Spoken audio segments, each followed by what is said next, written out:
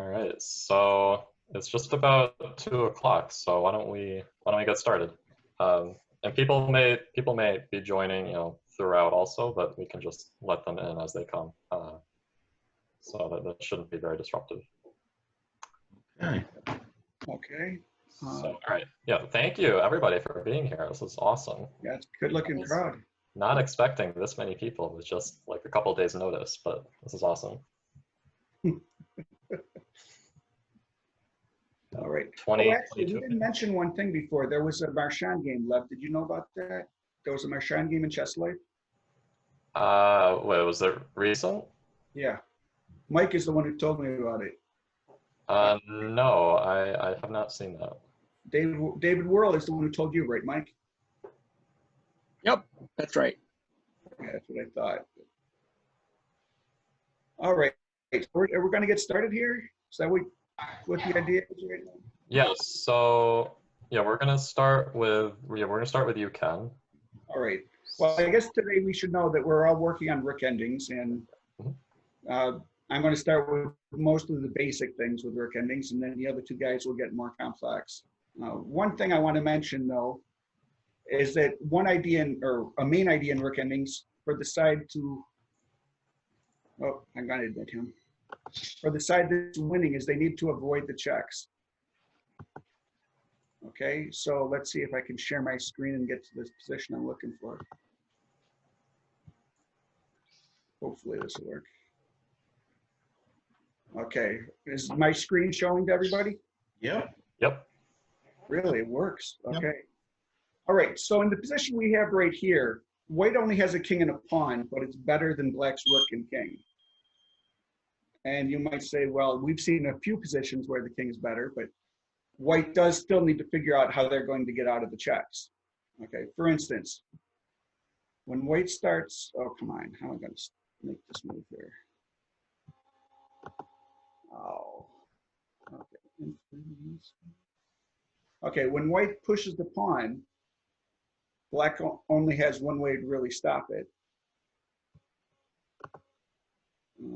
They need to play a check. And why does that always keep happening on my screen? All right, so white now has 4 ways out of check. Which is the way that you would pick to get out of this check here? Anybody here have an idea? Would it be king e7? All right, king e7 runs into a weird idea with the rook can make it to e1 for black and force the king onto the f file.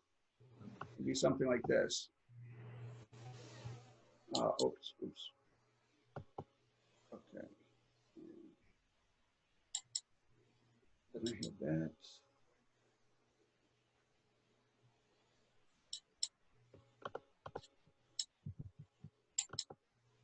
And the black rook is going to swing to c1. Come on. Okay.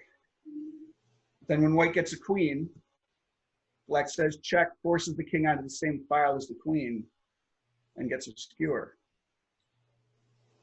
So that doesn't quite work. All right, so truthfully, and if we go to F, or if we go to D5, that's actually losing. Why would you leave your pawn alone? And if we go to F5, we have the same problem. So then cross elimination, you go to E5. We've got to go to E5, that's it. Because you can move the other way and the rook can't go to F6. The rook still is unable to get to F6, completely correct. Has to play another check. And some of you might have seen a position somewhat like this before, called the Saavedra study. In fact, we were talking about this the other day, Clif and Lev were with me anyway. Black has the same problems, except they can go back to E6, but that would just repeat the position.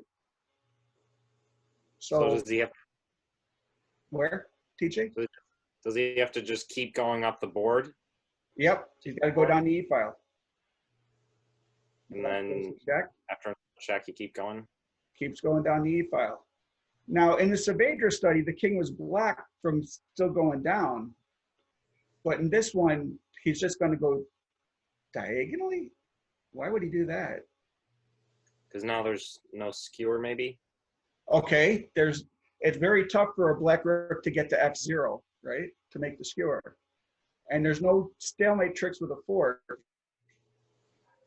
And the idea now is the white king can walk up to g file, where he will hide behind his own pawn. So this was a case of black's king finding shelter on g7, but certainly he couldn't take the short way there. He had to go the long way around. All this just to escape the checks. And now white's going to have a queen versus the rook. And I'm not going to go into how that would win, but we'll just say the queen versus the rook should win. Okay. Hey, Ken, why can't rook just go to c6 like immediately instead of just doing those checks you're showing? Okay, so when are you talking going to c6? Like here? When the king was back on e2 or whenever. Okay, so let's see what you're talking about. So the rook can get to f6. Yeah, like here. Why can't, like when the king was on f2? Why couldn't or on g3? Why couldn't the rook just go straight to c6? It would Okay, promote to a queen. But white just gets a queen. Oh, sorry. Yeah, no, I'm glad you asked. So the whole key here was just hiding to get out of checks. And we're going to find that it's a major theme in Rook Endings. In fact, most of the ideas behind drawing or winning Rook and Pawn versus Rook Endings are based on making sure the king stays out of these checks. In some cases, there will be stalemates, but mostly we worry about checks. That's very cool, Ken. Thanks. Okay, now let me see if I can go to, where's my next position here? Database. Now I get to this one. All right, back in the 1770s, I think it was 1777, this chess master named Philidor came up with a way to try and draw rook endings. And the idea was if you get your king, okay, notice the black king is in front of white's pawn. Okay, if you can get your king in front of the pawn and you can get your rook to cooperate, you should be able to try and stop the pawn. Okay, by taking the 6th rank, and actually, what happened to all my writing here? I had done a lot of writing, a lot of notes on this, but okay, anyway, those are gone right now for some reason. But the main idea for black is just cover the rank where the pawn would become an advanced passed pawn, or the 6th rank. And if you rook can own that rank, okay, their king will have a tough time finding shelter. For instance, let's say white moves their pawn, only way to try and make some progress. Black just stays on the 6th rank. Now with the black rook hanging on to the 6th rank, white has a couple of tries here, but nothing really works unless you're a key swindler like Lev, and maybe you can make some magic happen. But okay, so let's say we're going to look at black trying just moving the rook over to h7. Well, white moves the rook over to h7. Black says, look, I'm just going to keep control of the 6th rank. You can't get me off of it very easily. If you just go back and forth, I'll just go back and forth. All right, but let's try something different. We're going to try this one. Now you say, what, rook b7, what's that for? Well, the rook's got to mark time, and white's appearing not to make any progress here, but now they're going to say, hey, look, my rook will force your rook off of that stinking 6th rank.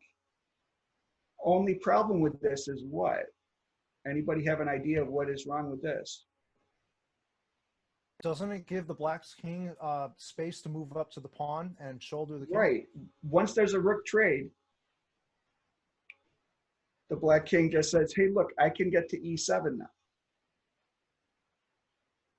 And I'm going after your pawn. Now, if you know rook pawn, or if you know king pawn endings, this is a clear draw here. Say the king will walk back. White will move up. Whoops. Move up. And all we do, make sure to keep the opposition or give away the pawn. All right. But if we take the opposition here, so let's go back. Black just, everybody here should know the trick to this, right? You just go straight back with the king, and whichever way the white king goes, black simply gets the opposition, and it will end in a stalemate, or white has to give away the pawn. Okay. Right, so that, oh boy, getting back is kind of weird. Okay, so that way didn't work either. So white says, all right, well, full speed ahead, damn the torpedoes, so to speak. Now black says, okay, I was waiting for you to move that pawn. Why would they have been waiting for white to move that pawn? What's the idea now? The king has no shelter from the pawn anymore, so black can give check from the back rank. All right, so yeah, and I'm glad you said the back rank. Black could just move the rook down the G file somewhere, but it makes sense with good technique to move him down as far as possible in order to get what we call checking distance. The rook is a long range piece, the king is a short range piece, so the rook wants to give the checks from far away. All right, that way, now when the rook plays a check, actually, I don't know why the computer just did that one. Okay, if white tries to say, hey, look, I'm going to threaten checkmate, maybe black will make a touch move mistake and grab their king or something. Black will just say, no, I'm checking your king away. And you cannot escape these checks because you have no shelter. The only way for your king to escape the checks would be if he were to leave his pawn in the lurch. Okay, for instance, I can move the king. What is going on here? The computer keeps trying to move on me. Okay.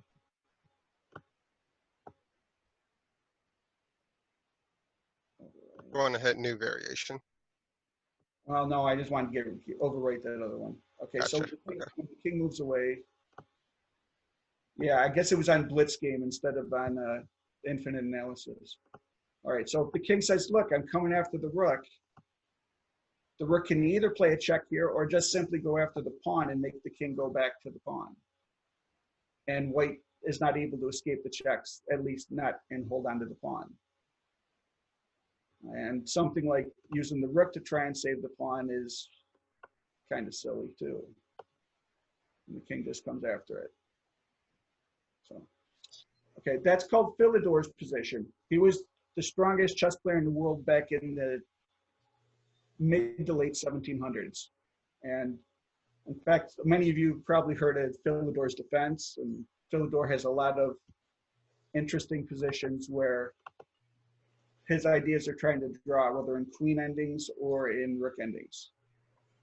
Okay, so if you're defending a position, you're defending a rook pawn ending, you want to get the Philidor position. That's been the position everybody's been aiming for over the past couple hundred years.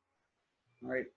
I will also say that in watching, I don't know, maybe 10 years of the league, the last 10 years, I see this position get screwed up more than any other position. And not so much when somebody has the rook on the 6th rank, but they forget to get to the rook to the 6th rank. Or maybe they didn't know to get the rook to the 6th rank to try and make a draw. I see that all the time, and it's pretty frustrating for me, but not as frustrating as it is for the other person who probably leaves the game saying, you know I should have had a draw there, but I didn't quite do it correctly.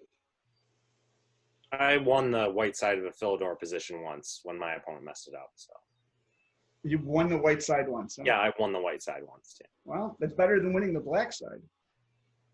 That's true. If somebody was in time pressure, and there have been games, and I'll show you one later on.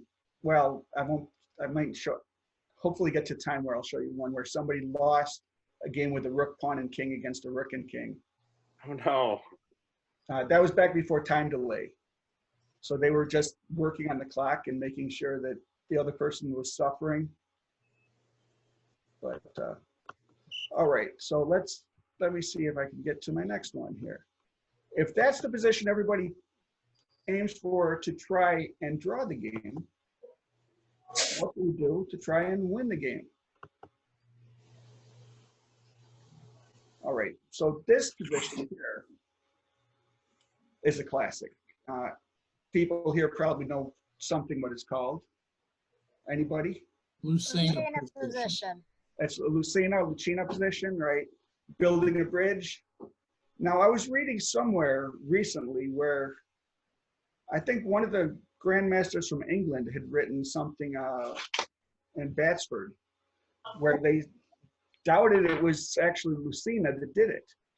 They said, yeah, it's called the Lucina position all over the world, but it wasn't published until the 1600s by somebody from Italy. But everybody in the world knows that it's Lucina position, so he says, you know, whether I'm right or not, it's the Lucina position, okay? And there's a couple ways to win this. The main way that we see is building a bridge. All right, so to build the bridge, first of all, with the Lucina position, I want everybody to notice the white king is in front of the pawn. He's kind of been like a football blocker. So the pawn's the running back and the king is the blocker. The king clears out the path, makes sure it's safe for the pawn to go up. All right.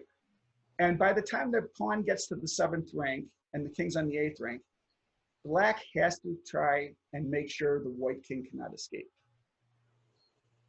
All right, so he's got the rook owning the d file, and he's got the king controlling F7 and F8, making sure white has no escape. All right, so what white has to do is say, all right, is it easier for me to move the rook or the king? And actually, like I said, both of them can be done. If you want, you can move the rook to chase the king. That's probably the easiest one. All right, but you could also move the rook around and try to get it to d8. That would be a bit tougher, but you could also work it that way, get your rook to d8 and fight for the d file. But let's take a look at building the bridge, because chasing a king usually makes more sense for a rook than it would to chase a rook. All right, so the black king has got a few ways out of this check. I mean, oh, I went back to choose. I don't want that. Okay. All right, so when we play the check, the black king has a few choices to get out of check. The worst one, though, is king to f6. All right, because if the king goes to f6, congratulations, you just gave the white king shelter. We had said in the last, or in an earlier position, the whole key was for white's king to find a way to get out of checks. Well, it's awfully nice when your opponent gives you a way out of checks. So we don't have to do anything hard here. It's just the black king hides on f8, black has no checks, and white will be able to promote next move. In fact, even if black tries for a checkmate or something, the white rook could go to g8 to block check, or the white pawn will become a queen on e8 and blocks check, so there's nothing there. So it'd be a colossal bluff. All right, so the other tries for the black king are walking over to the h file. And truthfully, it doesn't make a lot of sense to walk to the corner. All right, so we're either going to go to h6 or to h7. So let's do h6 here. Now the key in the Lucina position, after you've made the king walk away from the file he's on to block in your king, is to move the rook 4 ranks from the edge of the board. In this case, that would be g4. And it might look strange that we're going to g4, but they found over the years that g4 is the least far the king would have to or the rook would have to travel in order to be able to block a rook check later on. All right, for instance, let's say, oh, no, I want to go to the other line first. Let's say the black rook were to just walk away.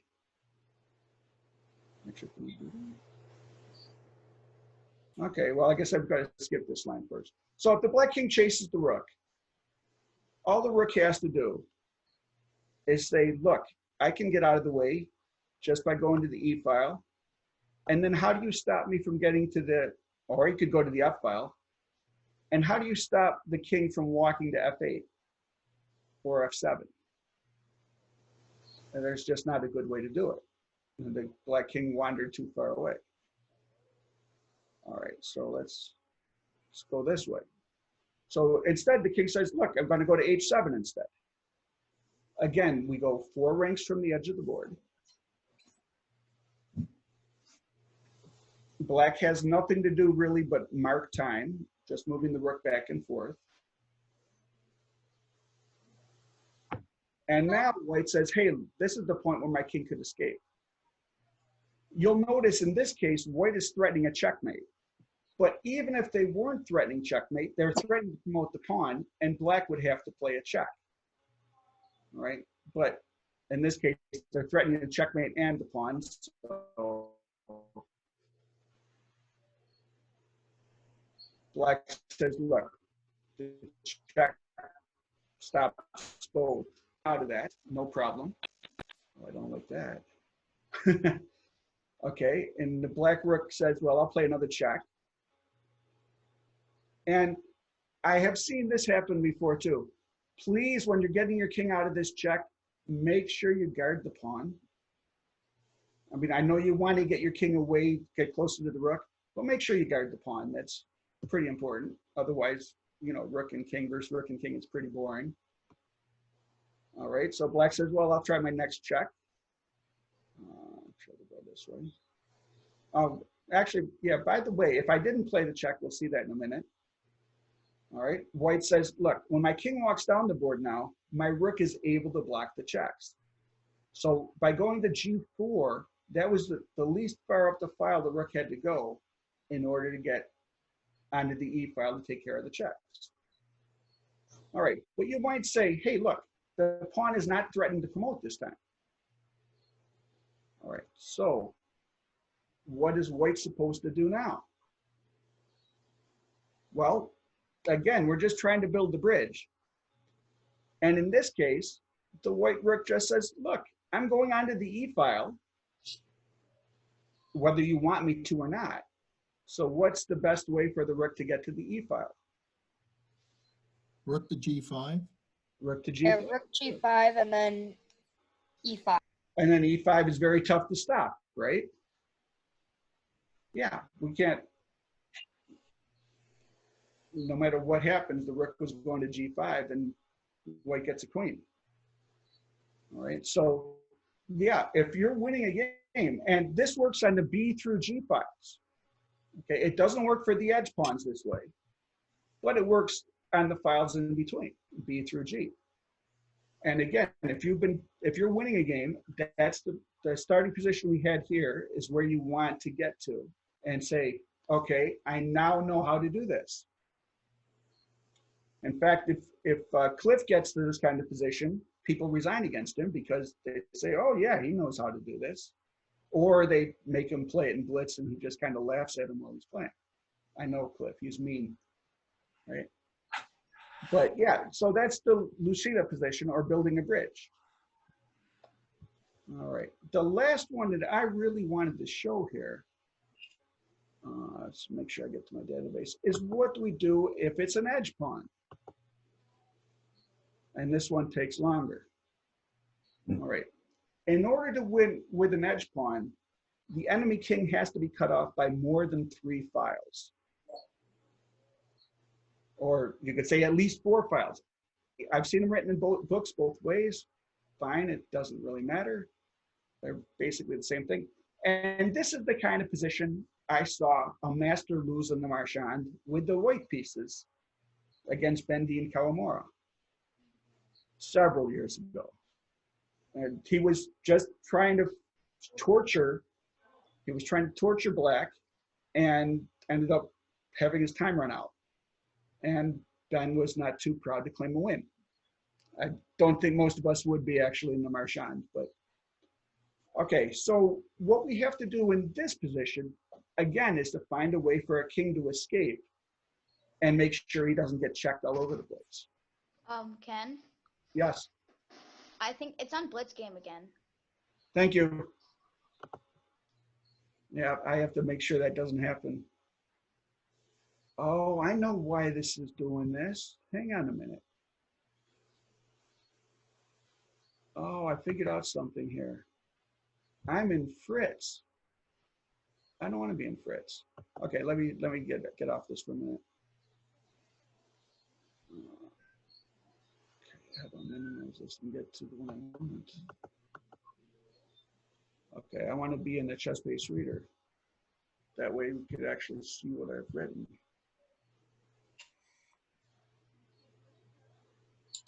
Okay, that explains a whole lot. Come on, open up. All right, so anyway, with that position, if the king's not cut off by 4 ranks, I mean by four files, yeah, you can play with it a little bit, but don't stress yourself because you're not going to win. Okay, so now let me see if I can get to the database I want.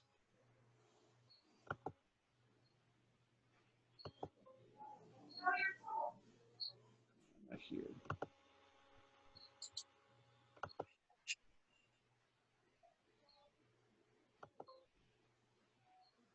What the heck? Where did I go?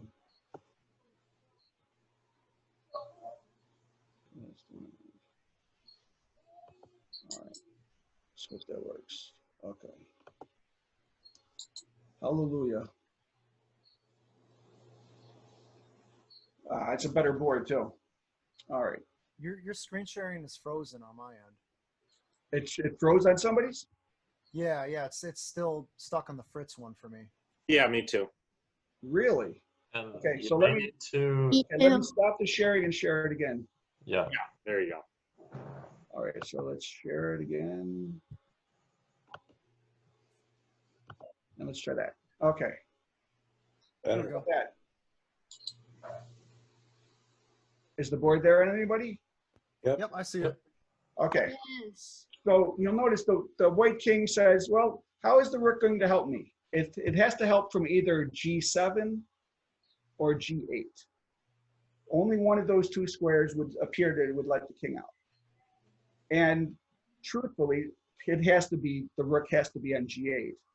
Because if the rook is on G7, when the king gets to G8, he's not going to have enough room to wiggle. So in order to start this, rook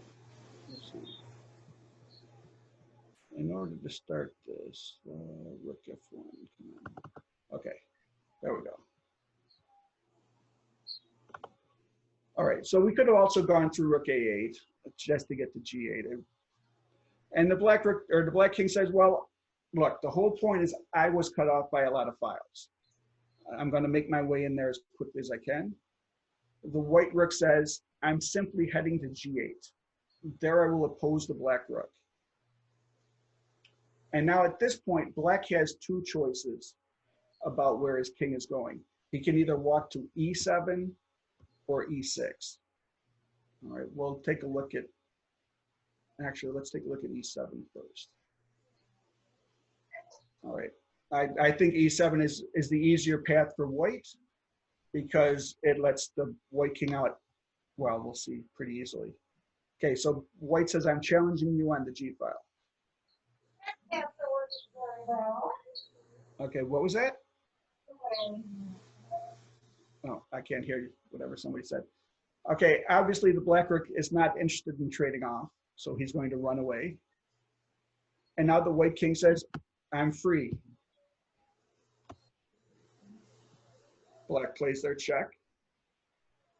White says, well, look, I've got either back to where I was, which doesn't seem very smart, or I'm going to walk out to H6. And again, black keeps playing the checks. And white's main concern to get out of this check, make sure we guard the pawn. So he guards the pawn, and then he will get to F5 next. And once he's on F5, he can just chase the rook down. And so this is a win for white here. That pawn cannot be stopped.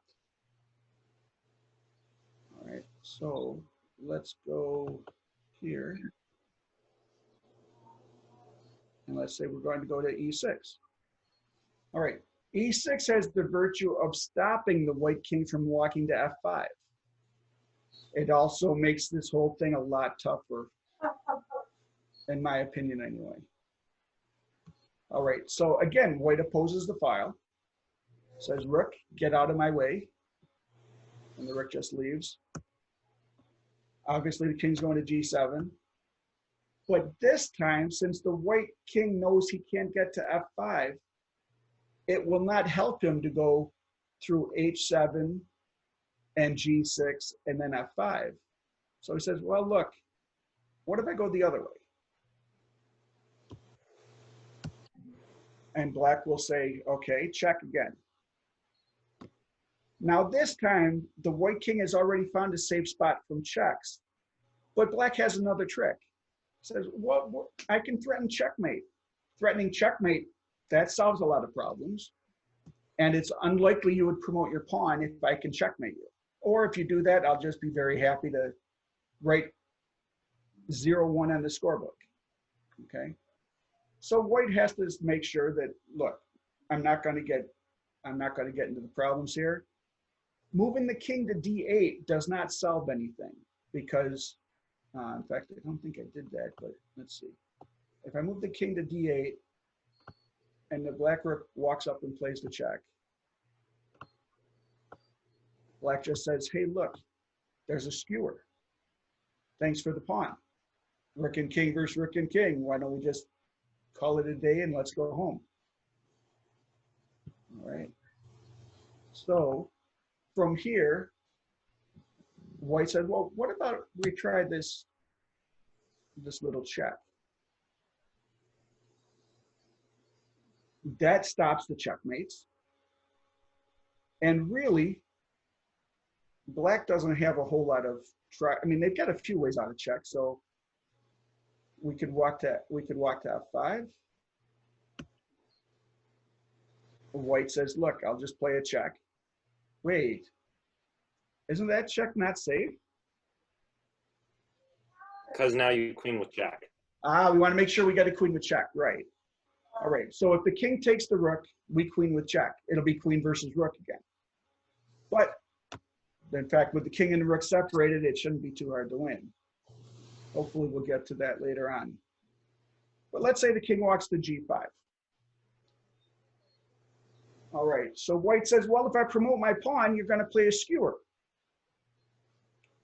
But that's okay. I can move my rook to stop the skewer, and I'll protect the queenie square at the same time. If your rook decides to play the checks, my king just walks out of check, and then I can hide behind the rook.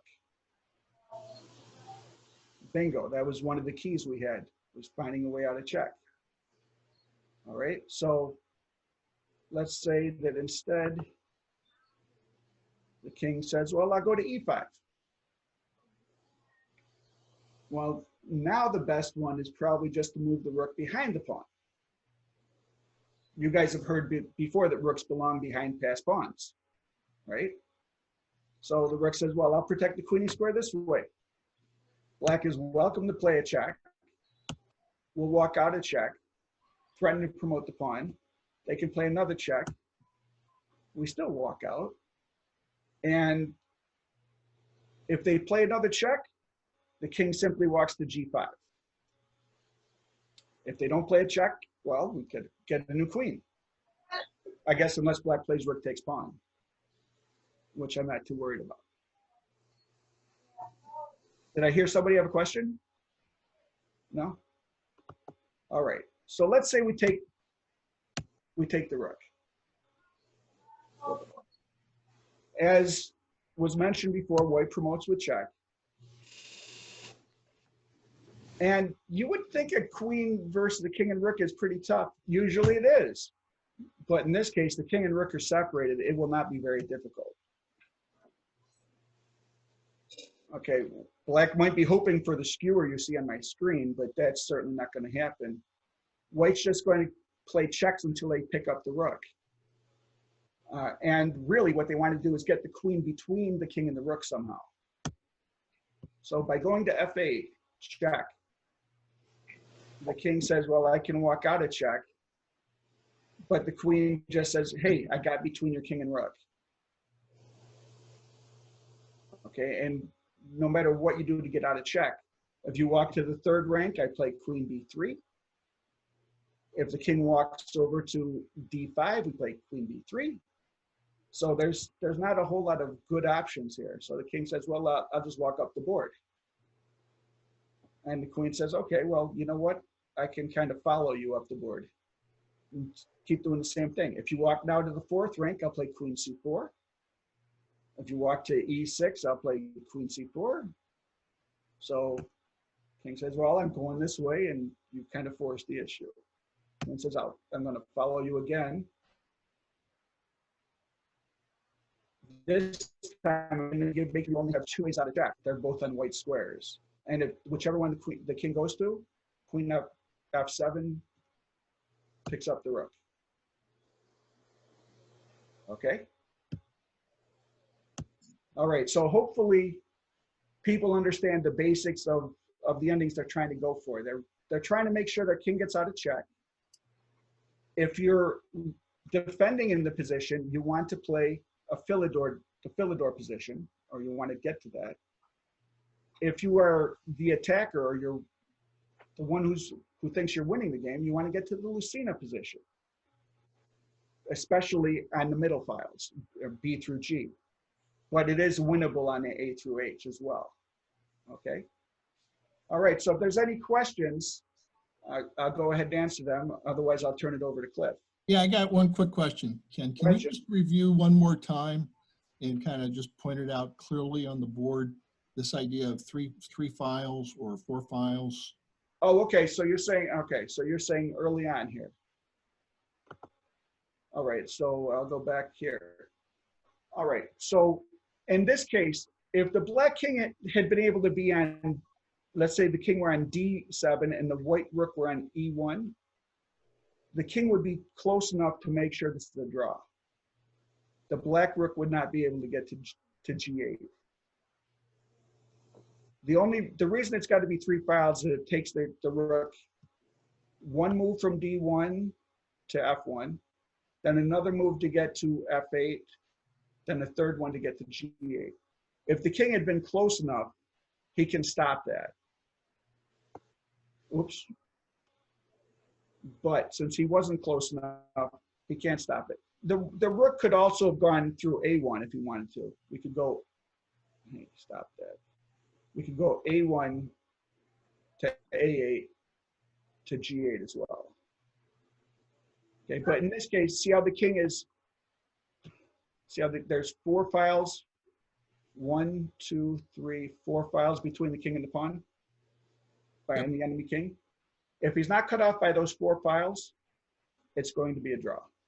Do you might not have time to do this if you want to keep going with the lesson and stuff. But let's say white makes a mistake here, goes rook e1, and allows the king to be within the 4 files. All right. Black then be able to draw that. Let's go that. Okay. Okay, so you're saying if the rook cannot get to f1 now because going through f1 will not let him get to f8, right? Right. So let's say he's going through a1. He goes to a1. The king walks over. He goes to a8. The king walks over. And now when he gets to g8, all right, the rook just says, look, I can walk away. I don't have any problem there because you couldn't chase me off you can't get my king away. Right, okay. So thank you. The rook could play a check, but then the king just says, look, nah, and it's a draw. Thank you for asking that. Probably something I should have put up anyway. All right, anybody else? Yeah, it was. I had a lot more detail up if I didn't have Fritz on and if I had this chest-based reader on. All right, then I guess I should stop my screen sharing. Thank you, Ken. All right, thank you guys for listening. Thank you. Really useful.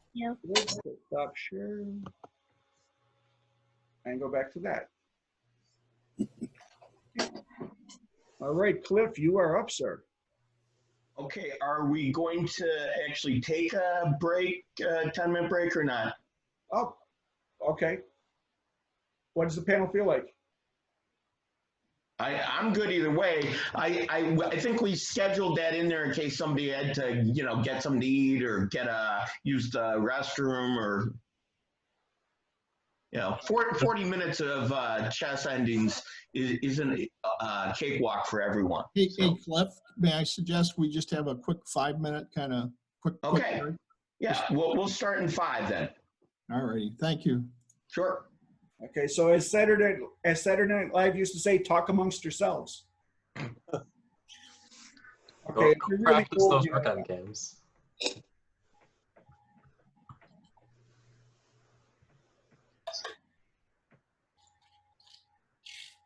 So who have we got here? Carolyn, Mike, Kavanaugh, Toby. All right, can I still do this? It's nice to see all of you guys again. Yes, it is. Hey, nice to Matt. see so many Yeah, people. it's great to see you here too. Man, how I miss some human interaction. That's for sure. Yeah, no kidding. It's great to see everybody. Let's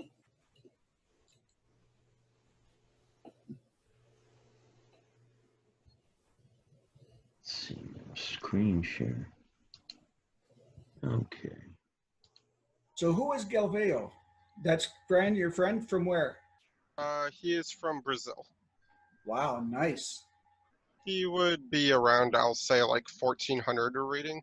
He's, pretty good at the game.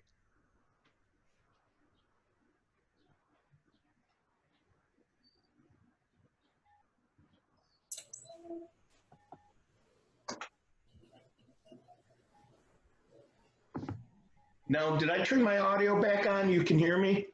Yep. I can hear you. Okay. See, I had it muted. I'm going to apologize ahead of time. I have a bird, and sometimes if I'm talking and it's not to him, he gets annoyed. So if he's not getting enough attention, he may try to interrupt us. Screams. Yeah. One of his favorite noises is like the fire alarm sound, so it's not pleasant. So.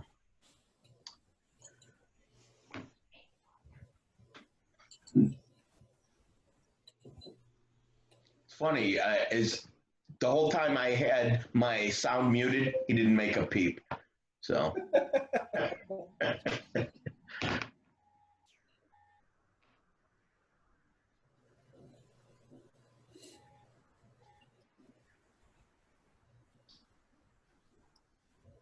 Is there any news on when maybe the chess center might start considering opening back up again? I think Ron said ASAP, as soon as he's allowed to, he's going to. Yeah, So. Okay, all right, that's good to hear. That's good to hear. He would have liked to have opened it up like last month. I think he would have liked to have not closed it at all. Well, no, that actually we closed things off before they told us to. Oh. Yeah, Cliff and I and Ron and who else was in there to get together with that? Scott Croner. Was Dave Phelps in that? Dave Phelps, he was there. Yeah, he was there too. We had a whole big meeting.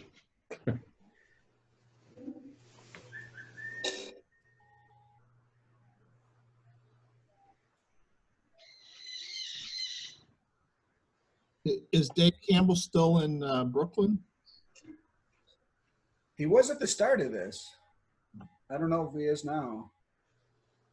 Yeah, I heard he was worried. He got tested even. Really?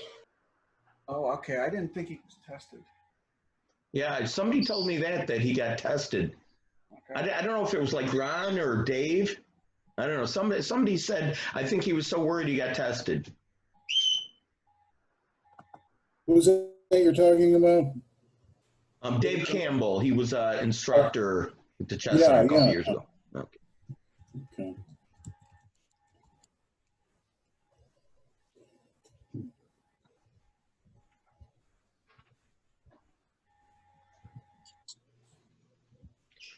Okay, it's been like 5 minutes, I guess, by my clock. So if you guys are ready, I'm going to start up.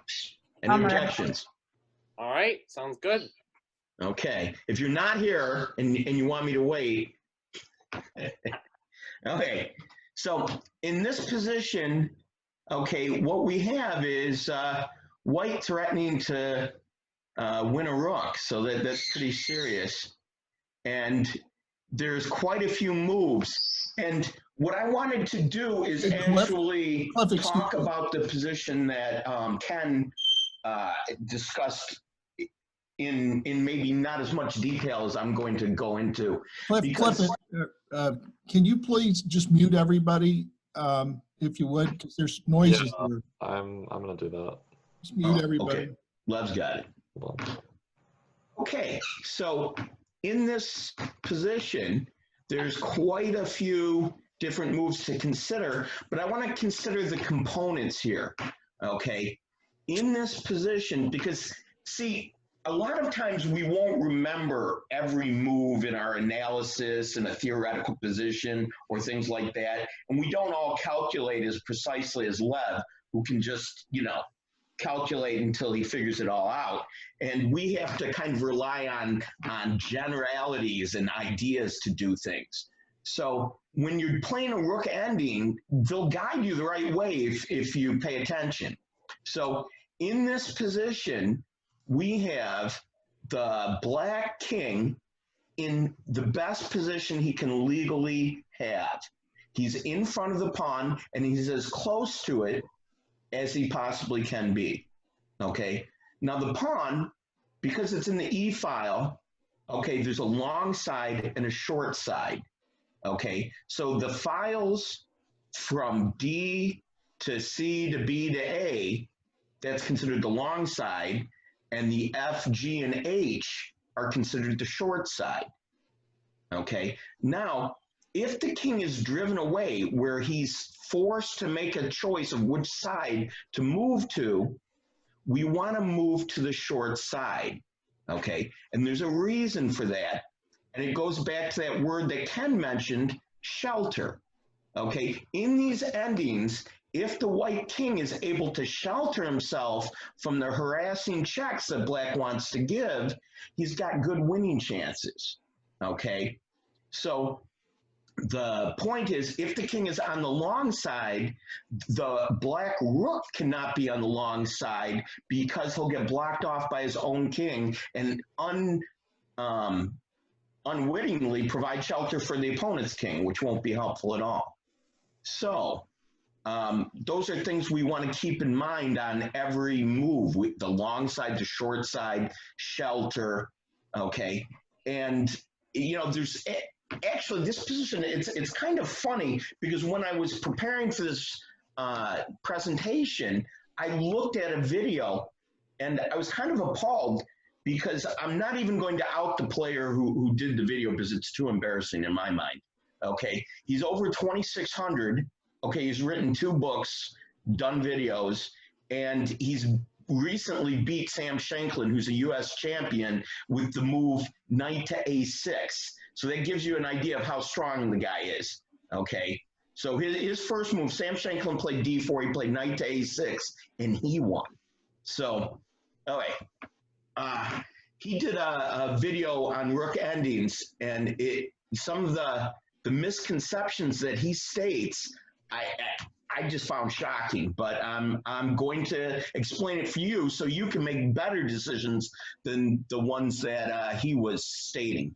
So in this starting position, we're obviously going to eliminate any moves with the king for black as candidate moves because they either allow the loss of the rook or the exchange of the rook and a transition to a winning king and pawn endgame. Okay, is there anybody who doesn't see that here? Either way we were to move the king, it would allow this check, And even if we manage to keep the rook, the exchange of the rook is going to allow us to create a runway for white, and there's nothing to do.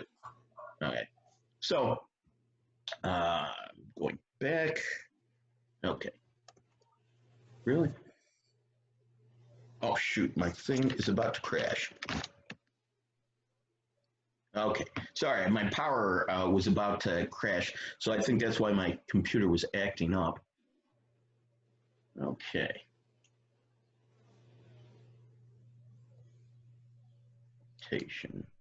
Okay, so let's go back. Okay, Control 2. Here we go. Okay, so wait a minute, but I wanted it to, here we go. Okay, so in this position, we can eliminate any king moves. There's only going to be rook moves considered. Okay, now, if you guys were paying attention during the last video, does anybody see the defense that would be employed? Rook to h6. Okay. Now, does anybody think any of the other defenses would work with the rook?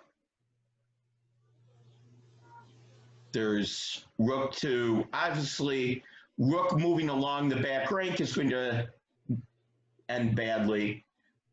If we play and hang the rook on h7, that's going to end badly. So the candidates would be h6, h5, h4, h3, h2, h1.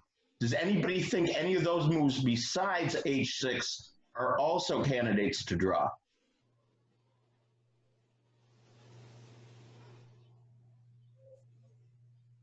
I think they might all draw, but I'm not really sure. But I think that when the king moves up, and then actually no, never mind. Sorry, never mind. No, TJ, you're actually really close. They all draw except for rook to h5, because when the king moves up, as you stated, king to d6, you can play the rook behind the pawn. Okay, now here's what the GM misstated. See, the easy defense, which if you get the chance to play this, play rook to h6. It makes it very easy, because there's no way for white to really make any progress without allowing either a transition to a drawn king and pawn endgame, or giving away his last vestige of shelter with e6. And then the rook will find the back rank and just check until he cries. Okay, so, but if we were to play, let's say, a less exciting move like this, okay, or we could do this with rook h4, rook h3, rook h2, the pattern would all be the same. The king is going to move up. And now here's what the GM explained incorrectly. He said, you know, this is losing for black because he only has two moves, rook to h6 check, which is going to be met with e6, winning for white, which that's true. He also said the other move that he has is rook to d1 check, which is going to be met with king e6, which is also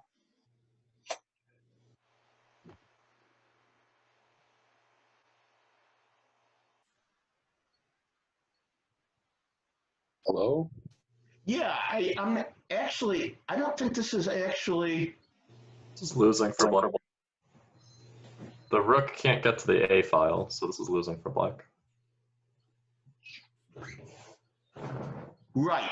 If it were over one, yeah. No, I have an example later, right? Because black doesn't have the correct checking distance laterally, right? If the rook were on b7 here, this would still hold for black, which later on, the same GM, in the first three examples he has on the video, he screws up two of them, okay? And the other one is based on the fact that the rook's on b7.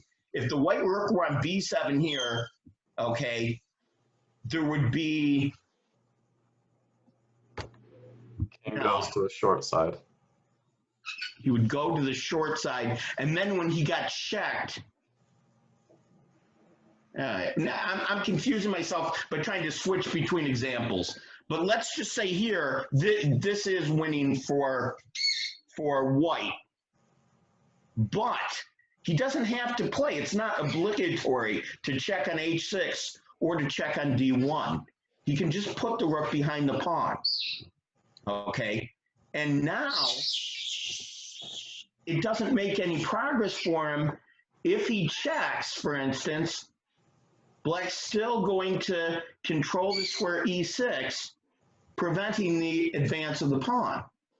Okay?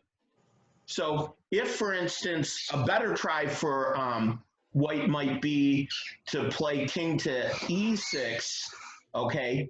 And now he's threatening checkmate, so we have to go to the short side. It's going to be the best way to play because we don't want to interfere with our shelter for the white king because we want to be able to check him. And if we get checked, we're going to play our king to g7, okay? And the only way for white to make progress to try to reach the position Ken was talking about, the Lucena position, okay? Now, I always called it the Lucena position, but I actually found out in my investigation for this report that the guy was Spanish. That's why he doesn't use the Italian C. So, you know, that was embarrassing for me. I got that wrong. Okay, so in any case, if white plays the rook here, now he's threatening to actually move the king, okay, and be able to advance the pawn. Because before, if he did that, the pawn would be hanging, right? Or he would have to give up the f7 square for the king. Did everyone see that? That if for instance, when the king's on g7, if he tries to advance the pawn this way, okay, there's always the ability to stop the pawn from actually going forward.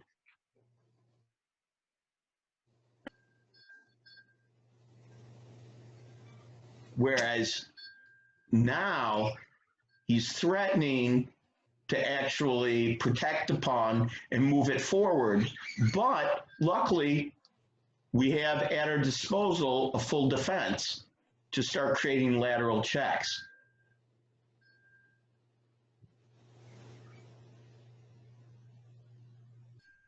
Right, so if, for instance, he were to check us, that doesn't bother us because we can just play our king here towards the front of the pawn. See, this is the more difficult drawing version. You know, sometimes we don't get a chance to get the Fildor position. We have to play the more complicated version. Now, did I miss anything, Lev? These positions are tricky. Obviously, the 2600 rated GM goofed it up twice in 3 examples, so. Let me unmute myself. As long as the defender's rook has at least 3 files in between the rook and the king to check from, then yeah, going to be fine. These 3 files. If we were 1 over, this wouldn't hold this because the king would be able to attack the rook. The rook's a long-range piece, so we always want to utilize the extent of his range.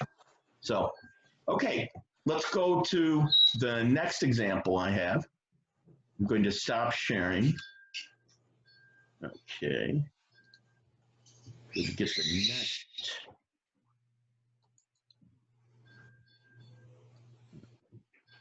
Okay.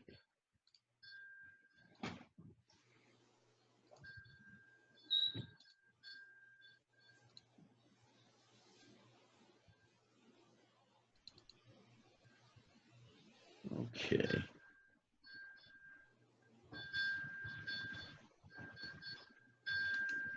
See, for this presentation, I chose the 3 things that I thought would probably, or maybe 4, that would give you the most chances to win or draw games that you're not currently doing.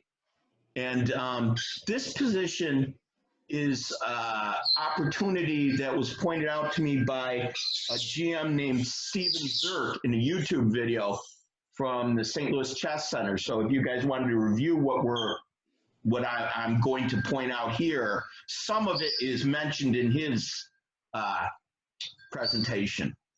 Hey, But Cliff, what he can you basically spell his name? is, Can you spell his name? okay, wait a minute. I'm sorry, I didn't have my sound up high enough. I didn't hear you, Jim. I'm sorry. I just asked, could you please spell his name? Steve, what was the last name? Zierk? I think it's like Z-E-I-R-K or Z-I-E-R-K, one of those. Z-I-E-R-K. Is it? Yep. Okay, thanks. Thank you. Okay, so in his presentation, he talks about watching two masters play, and the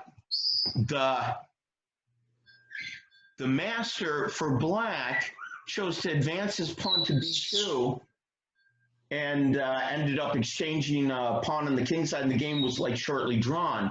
See, by advancing quickly with black all the way to b2, you don't give yourself many chances for your opponent to be fooled. Okay, so you wanna try to keep some mystery in the position, and I came up with a lot of ways. In fact, I want to open up my analysis, my view, because see, this is actually very hard, even with a computer, to actually analyze this position, because it's always 0-0-0 in the end. Okay. So what he recommends as trying to play for the best chances is to advance the pawn to b3, okay, like this, and then try to bring the king over, okay? But if white plays reasonably actively, okay, he's going to be able to create enough counterplay so that you're not really going to be able to. The idea is obviously to sack maybe a kingside pawn or two and create a pawn he's got to give his rook up for over in the b file, okay? But to actually create winning chances here, it seemed kind of hard for me, because when you start the plan, like king to f6, he's just going to play something like g5, king to e5, rook takes f7. Now, if, for instance, b2, he's just going to play rook b7, you don't get any place. King to e4, and how does black really make any progress? It's not clear, okay? If we went with rook to d1, trying to defend laterally to give the king, we still end up with something that doesn't seem to be giving us much winning chances. In fact, I found an amusing little continuation. If we tried to get really tricky here, this could actually backfire on us.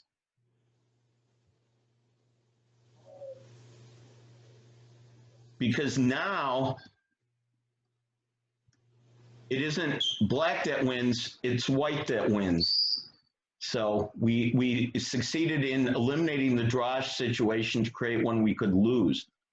So now obviously that didn't have to happen, but you know, for a long time I was just following moves that were all 0-0-0, looking at trying to play out an idea. But if you're not careful, you can stumble into something like this. So I think if you're going to push in these endgames, even though, you know, he's saying, you know, it's a really good idea, you have to have some kind of edge in the position. And I think it's actually pretty hard with these type of positions to create any real winning chances. But that's not to say all these positions are like that, because I found in a position in Dvoretsky's writings. So I'm going to stop sharing this board. Okay. And not this.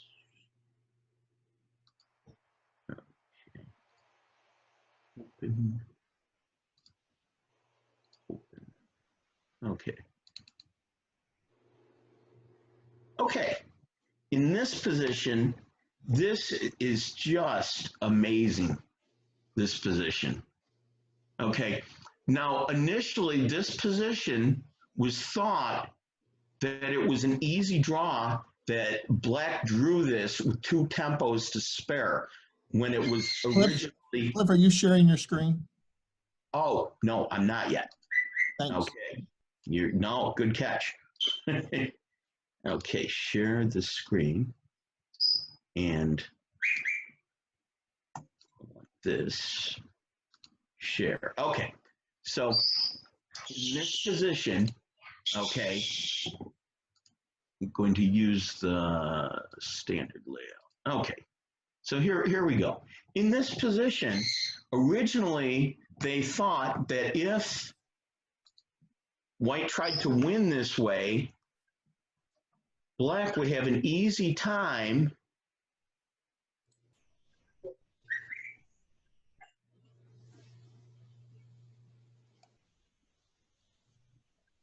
making a draw of this. Now, there's a little trick here too, that again, if you push too hard, you can have it backfire on you, because if white, see, there's a trick here with the rook. If we can play check with the rook, we're going to be able to queen the pawn. The problem is, if we get too ambitious with this, okay, like in this circumstance, it might look like we can play g5, because if he takes with the king, we'll play check, queen, and if he takes with the pawn, we'll play check and queen. But it actually ends very badly for us because we get checkmated. So, so in that position, you don't want to actually try to win there, and it would be drawn easily for black. But you don't have to play rook to a8. In fact, that's an inaccurate move they found.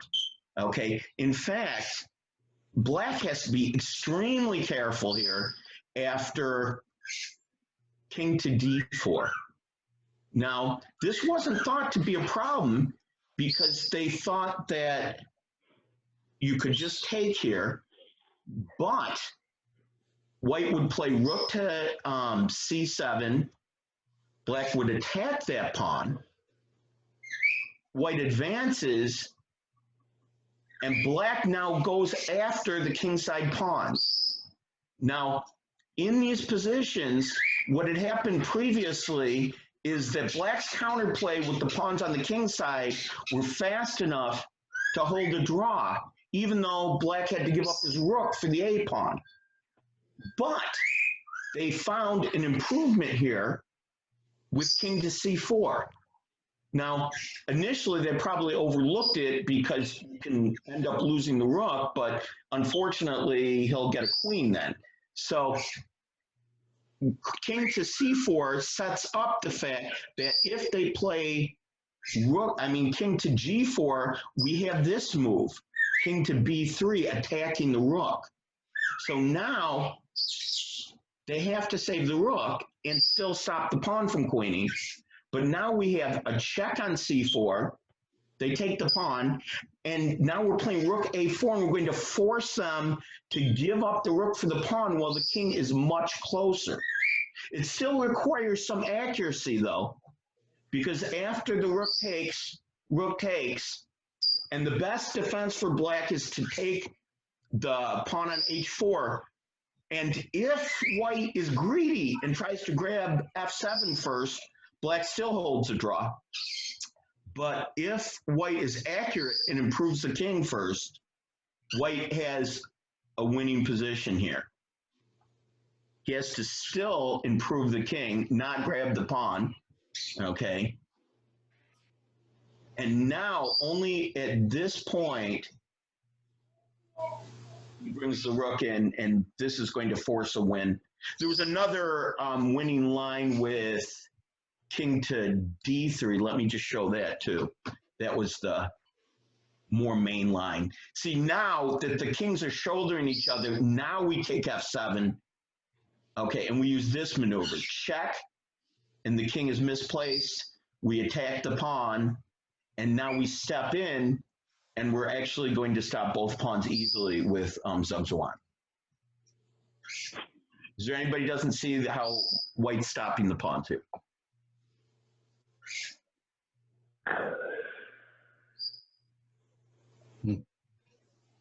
Okay, so this is actually a win for white, and he wins this. But that, again, was based on an inaccuracy on black's part with king to f5, okay?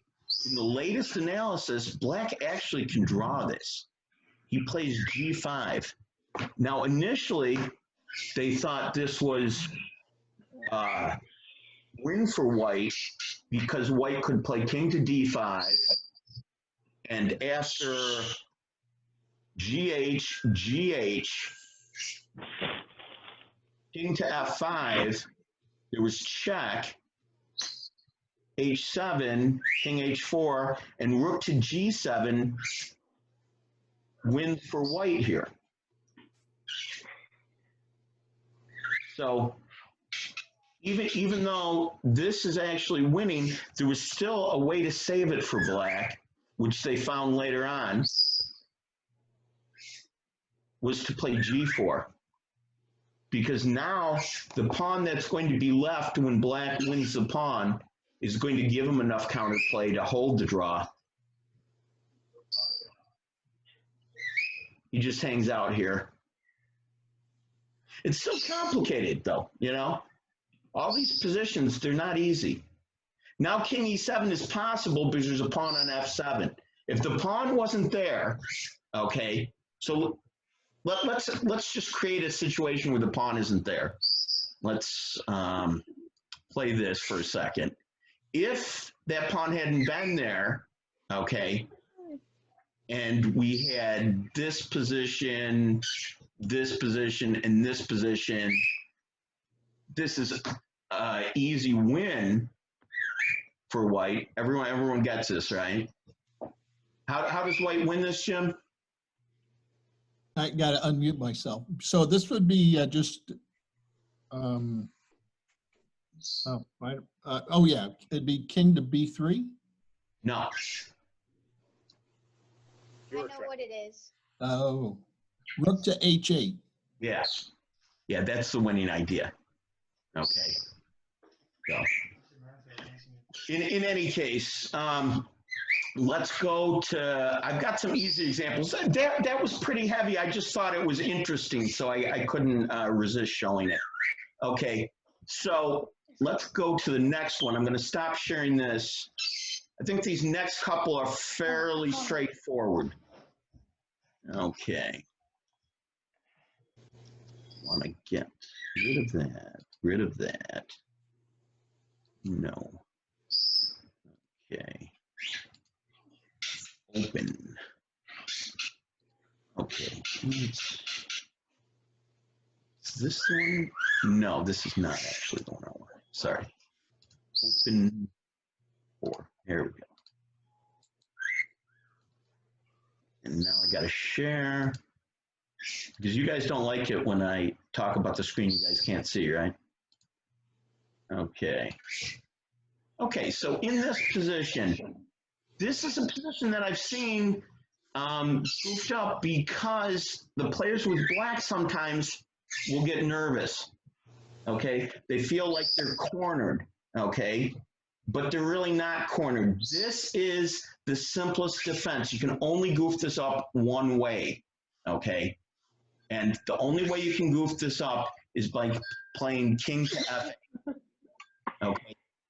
Play this type of move, you will lose this position. Okay. Hang around in the corner and play passively, you're going to be fine. King to h8, and there's actually nothing he can do to you here because there's no ability to encircle you because we don't have an I file. So here, this is the simplest defense. The rook is on the 8th rank. The king is just moving back and forth passively, or the rook is shuffling. The only thing we have to not do is step away with the king, okay? because that allows the penetration and we're going to lose. Okay. But keep in mind that this is an important drawing method. Don't lose your mind if it's a knight pawn. Now, a lot of times earlier in the game, when you go for the ending and you're going to leave your opponent, it's always going to be an easier draw if you leave him with a knight pawn as opposed to a bishop pawn, right? Because then we would have the encirclement. If we slid this over one file, this becomes a much tougher position to defend. Okay, so let's look at my last example. Hey, Cliff, is that also called the Vancouver defense? No. Something different. Vancouver is a very complicated defense, Jim. It's more along the lines of the things that I was showing you before. It's in fact, Dvoretsky did a 3-hour or maybe 2-hour presentation, 1 and 2, on the Vancouver position. So I mean, you can just talk about it forever. No, it's very complex. Okay, it's like winning that queen and rook endgame. If the side with the rook is a computer and has established the third-rank defense, you have to make like 18 precise moves. You know, you're if you're playing a computer there, you're just lost. Just give it up. All right. Okay. Let's see. I'm going to go to the last example, so I'm going to stop sharing again. Okay.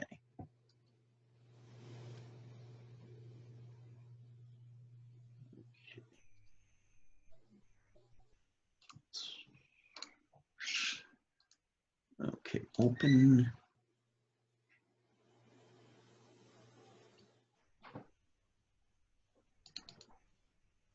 Okay, yeah, this is actually a good one here.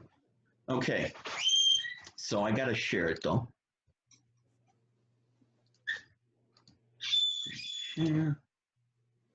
Okay, so the idea here is we're trying to reach the Lucena position, and there's only one way to do it, or we could slip into like a drawn position. Okay. If, for instance, white said, okay, I'm going to play king to g6, even though our king is on the wrong side, he could still hold a draw here. Okay, because if we try to move the king with a7, the king's going to get back to the right spot, and when we try to threaten mate, he can play king to g8, and you'll recognize now that we can't actually make any progress here, because he's just going to play king over and stop our pawn from advancing. All right. So we don't want to play this king g6 move, which allows a draw. We have to play rook to f8. Okay. And now black doesn't have time because he is on the wrong side. Okay. Now, he plays, his best move is just to shuffle. Okay. And then if we play king to g6, the pawn's protected and we're preparing to advance it. Okay. So if, for instance, he played, let's say he played the check, okay? We just step in front of the pawn, and this is going to be easy because now we advance the pawn, okay? And you can see it's not going to be any challenge to get that position where the king's on f8 and we're guarding the pawn on f7, okay? So he shuffles, we take the a file, he shuffles, now we step our king out, he bothers us, and here we are. We've reached the same Lucena position that Ken was discussing, okay? Now, if instead he had played king to e7, we get to play f6 with check, forcing his king away, and we just queen. So no matter how much he bothers us here, we just play attack the rook. Okay, so I'd like to open it up for questions. I kind of covered a lot of complex material. I probably went a little faster than I should have. Is there anything that there's any questions regarding?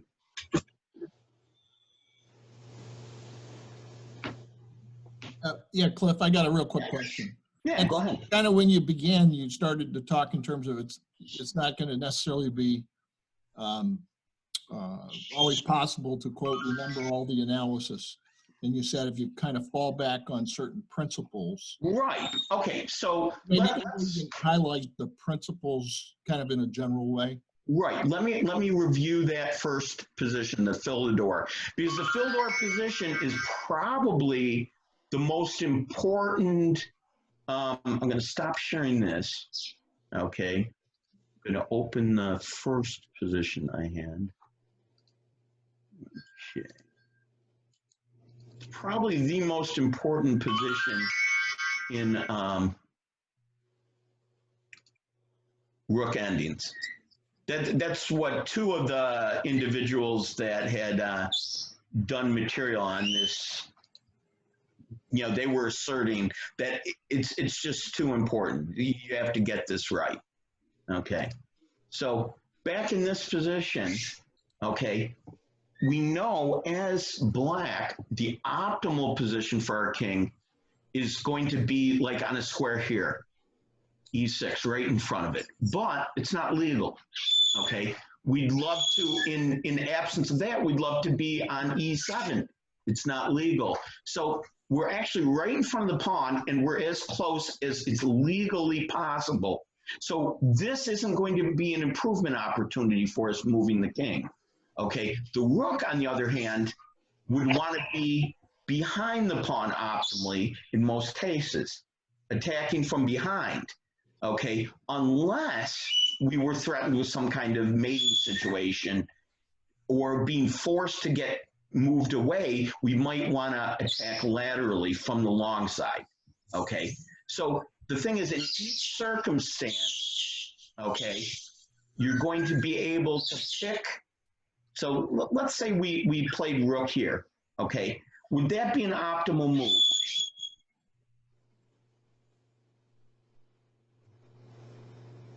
Anyone? Ken discussed the principle earlier. Okay. No. Although it draws, that was Dominic, right? Yes. Yeah. Okay. Yeah. Rook h3 isn't an optimal move because the rook is a long-range piece. If rook h3 is good, rook h1 is always going to be better. Although in this circumstance, they're equal. So, like, if you had an exchange that had to occur on h3, okay, it would be fine. You would still hold the draw here. As he stepped up, you could still attack the pawn from behind, and you would still be drawing, okay? But in order to make your life easier, okay, you'll want to put the rook as far behind the pawn as possible and as far away from the reach of the king, okay? So now, let's say the king played here, okay? Now we would, in very short order, realize we don't have this idea of establishing the blockade on the 6th rank that's going to force the pawn forward, because when he does, it's going to threaten checkmate. So we can eliminate that type of move, okay? We know if we check, that's also going to be a lemon because the king is actually threatened with checkmate immediately and is going to be forced away, okay? Even though he's going to the short side, okay, we're not pressing against the pawn right away, and the pawn can be advanced, and we're going to be able to get our Luciana position, okay? So in order to stop what he's threatening, okay, we're going to, if we played this move by mistake, let's say, or we had to capture something, and that was a result of an exchange or something, then we'd have to realize here that we have to go behind the pawn, okay? Then when he threatens this, we know we're not going to move the rook because we're going to get checkmated. The king is the piece that needs to be improved. Now we know short side, we know long side. You know which side you want to go to, Jim, right? Yep. Short side. Yep. So we're going to go to the short side. So we're not going to interfere if we need to give lateral checks. Our rook isn't going to trip on our own king. Okay. So, and if we get forced farther away, we're not going to be bothered. If he comes back and checked us, are we going to keep on our merry way? No. Which way do we go, Jim? I'd go right back, king to what, F8? Exactly. That's the whole point. We're trying to strive to have the best square in front of the pawn we can get. So if he allows us, we're going to put it right there. Now, he's not allowing us right now because we would get checkmated. But outside of checkmate, we're going to try to head for it. Okay, so we want to have our king and our rook both on the optimal square, and that's going to change by what move he plays. And if we make that adjustment, we don't have to calculate necessarily, other than basic things like not getting checkmate. But if we know where our pieces belong and we strive for that, that will guide us in any ending. Got it. That's good. That's a good summary, Cliff. Thanks. Okay, sure. Okay, any other questions or?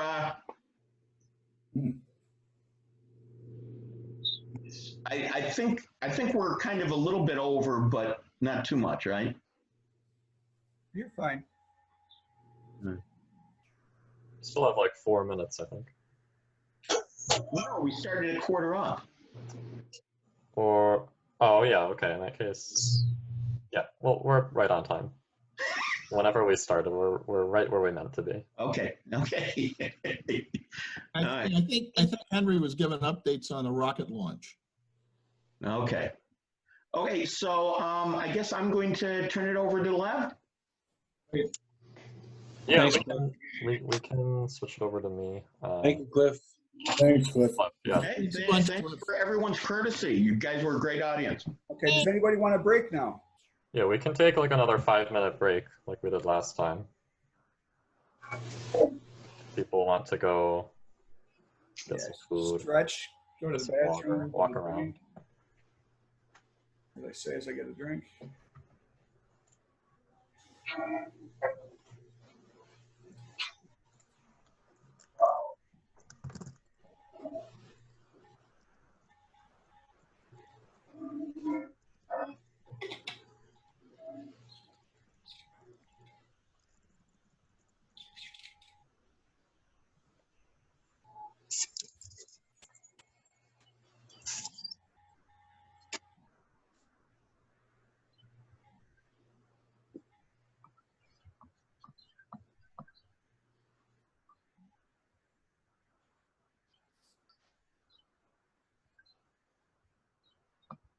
So has anybody started to watch, or did anybody watch the Clutch tournament?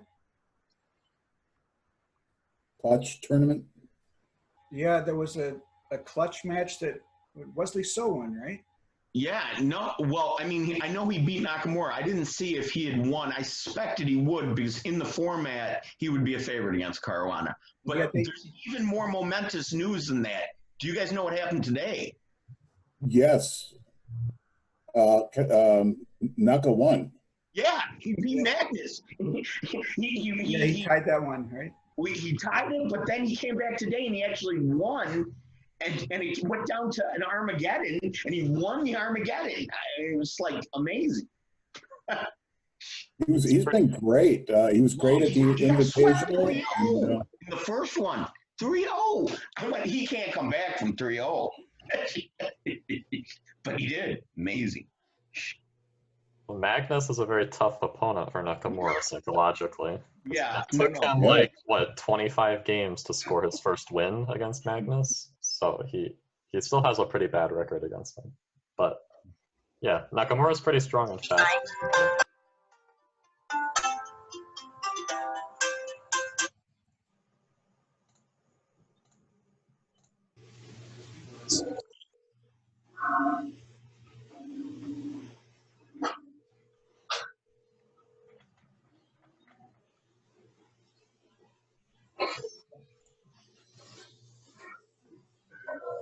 Good to see the two mics here. Yeah, it was a very nice turnout today. Yeah, some have been very quiet though. Let's see. I'll ask some more questions when I'm presenting, so we'll get some of you guys to talk. Well, you got to unmute them if you want answers, though. Yeah, so you guys, everybody here knows that if you want to say something, like if someone asks a question and you're muted, if you press the space bar, you'll be able to mute and then unmute yourself so that you can respond. 3 mics.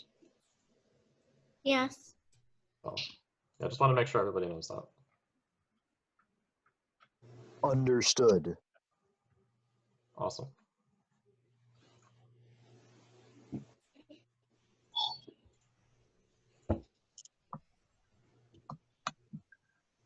All right, so what do you think? Has it been 5 minutes yet? Got me. And give Howard Howard is. Yeah, give Howard an extra minute. Howard is just on his way back. There he is. Okay. All right, so then I'll get started. I'm going to share my screen. Let's see here.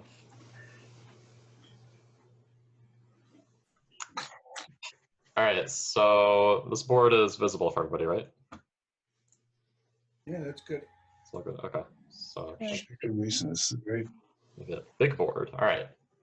So Cliff and Ken were mainly going over what we call like fundamental or basic Rook endgames.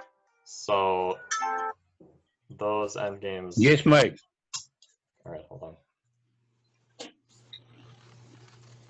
So those endgames, the fundamental and basic endgames, they typically have very reduced material. So if you have just one pawn and you're trying to win, if you have the extra pawn, or draw if you're playing against the extra pawn, those endgames are good to study because, okay, if you reach that position in a game and you don't have a lot of time left, you'll feel comfortable knowing that you've studied it, you've seen it before, and you know what to do.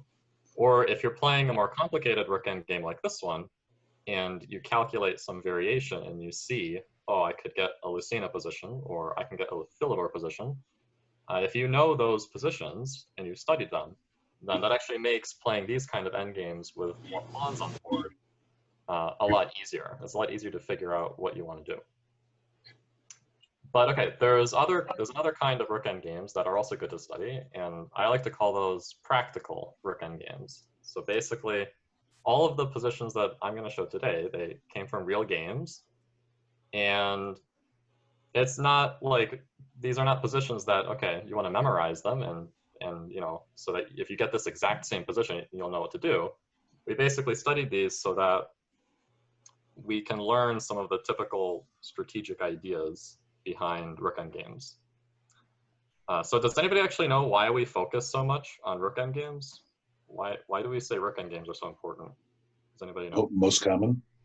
That's one reason. Actually, I have a different reason also. So they're the most common. Probably because they're the most improperly played. That may be a good reason too. Yeah, they are oftentimes misplayed, even at the grandmaster level. It's very easy to make mistakes. But actually, yeah, the other main reason is it turns out that a lot of the kinds of strategic thinking in Rook endgames will help you in other parts of the game. So we're going to start with this position actually, and it's white to move. And first, we want to figure out just what is white's goal. So we're going to start with the most basic question here. What is white trying to do? Trying to win is the power. Yeah, that's our goal, right? So in any position you have, you want to always be able to verbalize, you always want to be able to answer the question, what is my goal? What am I trying to do? And okay, here, because we have this extra pawn on the queen side, then white's goal is pretty simple. We want to promote the pawn. Now, okay, once we have our goal, we want to then look at our pieces and to come up with a plan. We look at each of our pieces and we try and figure out how they can contribute to that goal. So, okay, chess is a team game, right? We can't play with just the rook or with just the king. We need to make sure both of those pieces are going to contribute in some way. So, okay, which of these two pieces do you think is improved? The king. Yeah, definitely the king. So the rook is actually in a perfect position because it's not only defending the pawn on c2, it's also actually cutting off the black king from being able to help. So black can never cross this barrier of the e file because this rook is sitting here. And that actually means this is actually a pretty simple win for white. So if anybody here can think of a good plan for white,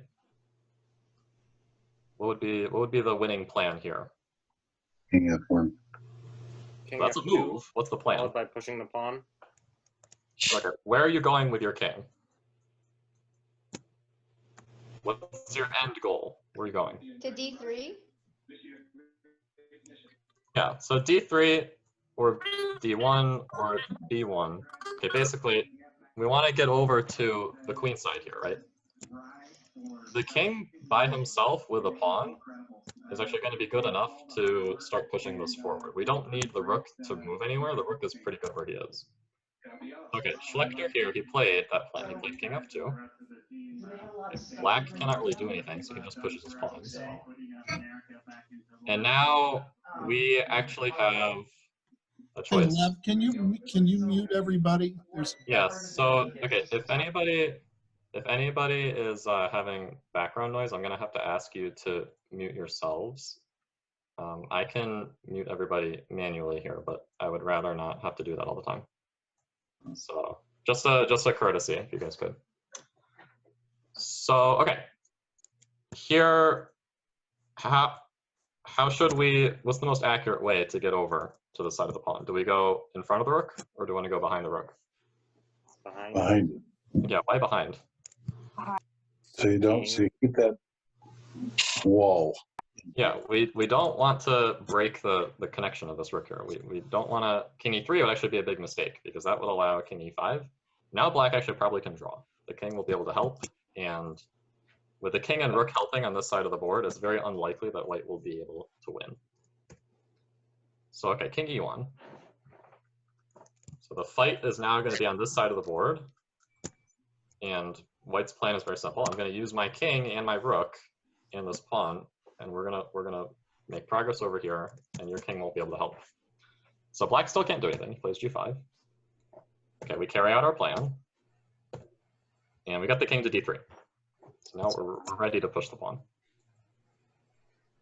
So okay, black still can't do anything. So he shuffles around with the rook. The rook is no longer really useful there. If white was going to play c4, then black would not want to trade rooks. So now black is going to try a different defensive idea. He's going to try checking with his rook. That's the most common defensive idea in Rook Endgames also. The rook is a very good checking piece. So anytime where you are down a pawn and you're thinking, how should I defend?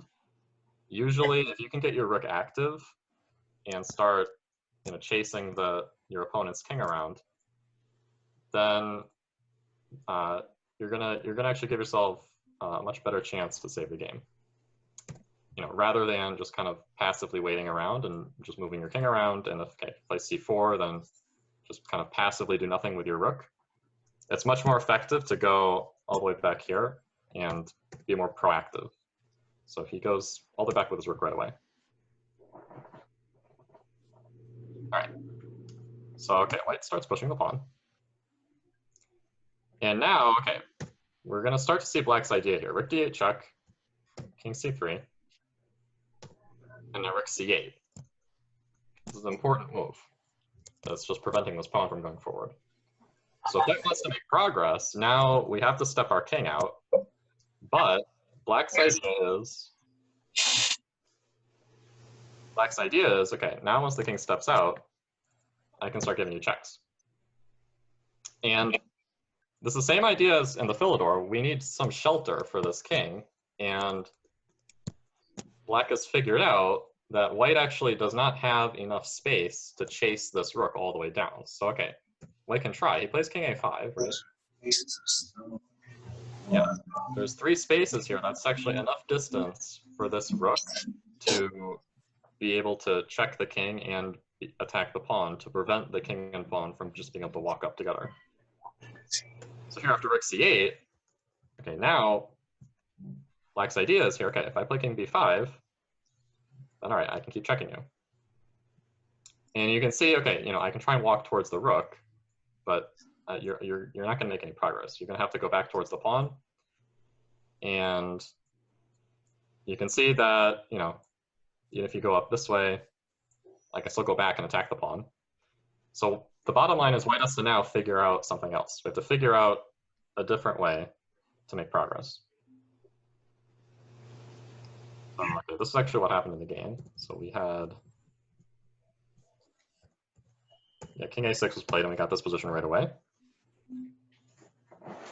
And now, okay, it's important to recognize that we have to kind of change our plan. We would like to just push the king and the pawn together. But once you see it doesn't work, then we have to think of something else. What is the new plan for white, do you guys think? Put the rook behind the pawn. Yeah, okay, so that's an idea, right? Now, what's the drawback of that idea? It moves the wall.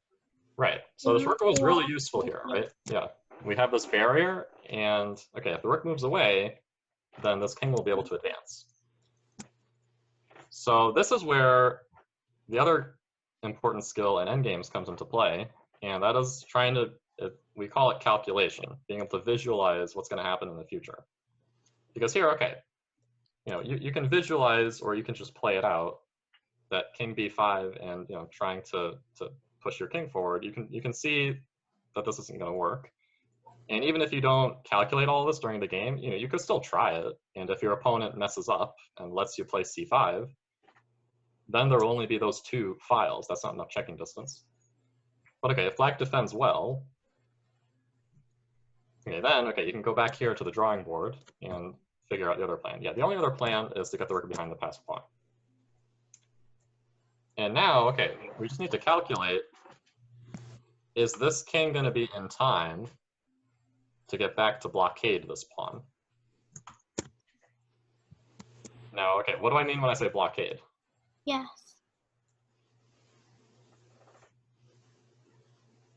I mean something specific when I say blockade. In front of it.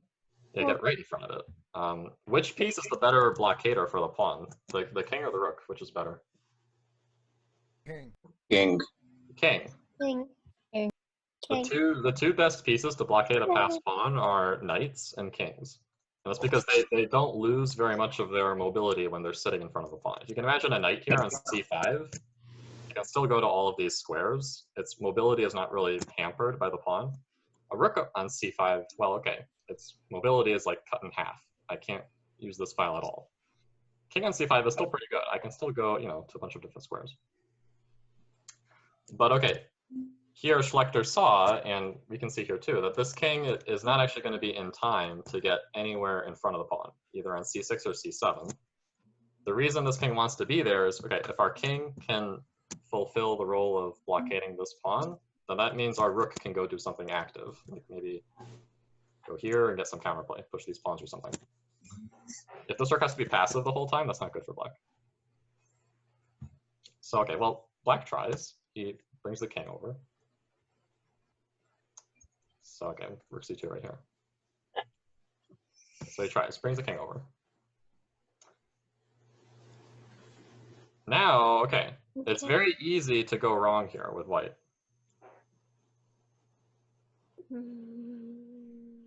So, do we just push the pawn?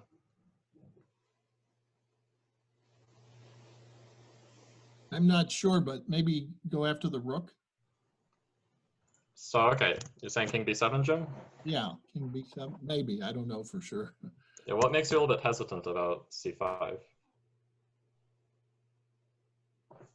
Because the king might be able to go to D4? D5, D6, D5. Yeah, so okay, if we play c5, that's exactly the right point, Jim. After king d5, okay, now black has a positional threat. He's threatening to achieve this goal of getting the king in front of the pawn like this. If this happens, then black should be able to draw without a whole lot of difficulty. And okay, if we play c6, okay, I could just take the pawn. And okay, you can see if you bring your king back to defend, then okay, at the very least, I could check you away, and then I will be able to sit in front of a pawn like that. And now, okay, white is probably not winning anymore. This should be holdable for black, because now my rook can go do something active. So like, and it's also cutting your king off.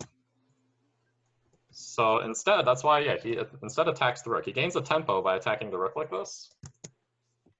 And then when it goes to c5, okay, if it doesn't go to c5, then I just push the pawn. It's like if you leave, push the pawn, and this is like, we have a free runway here to go all the way down to the end of the board.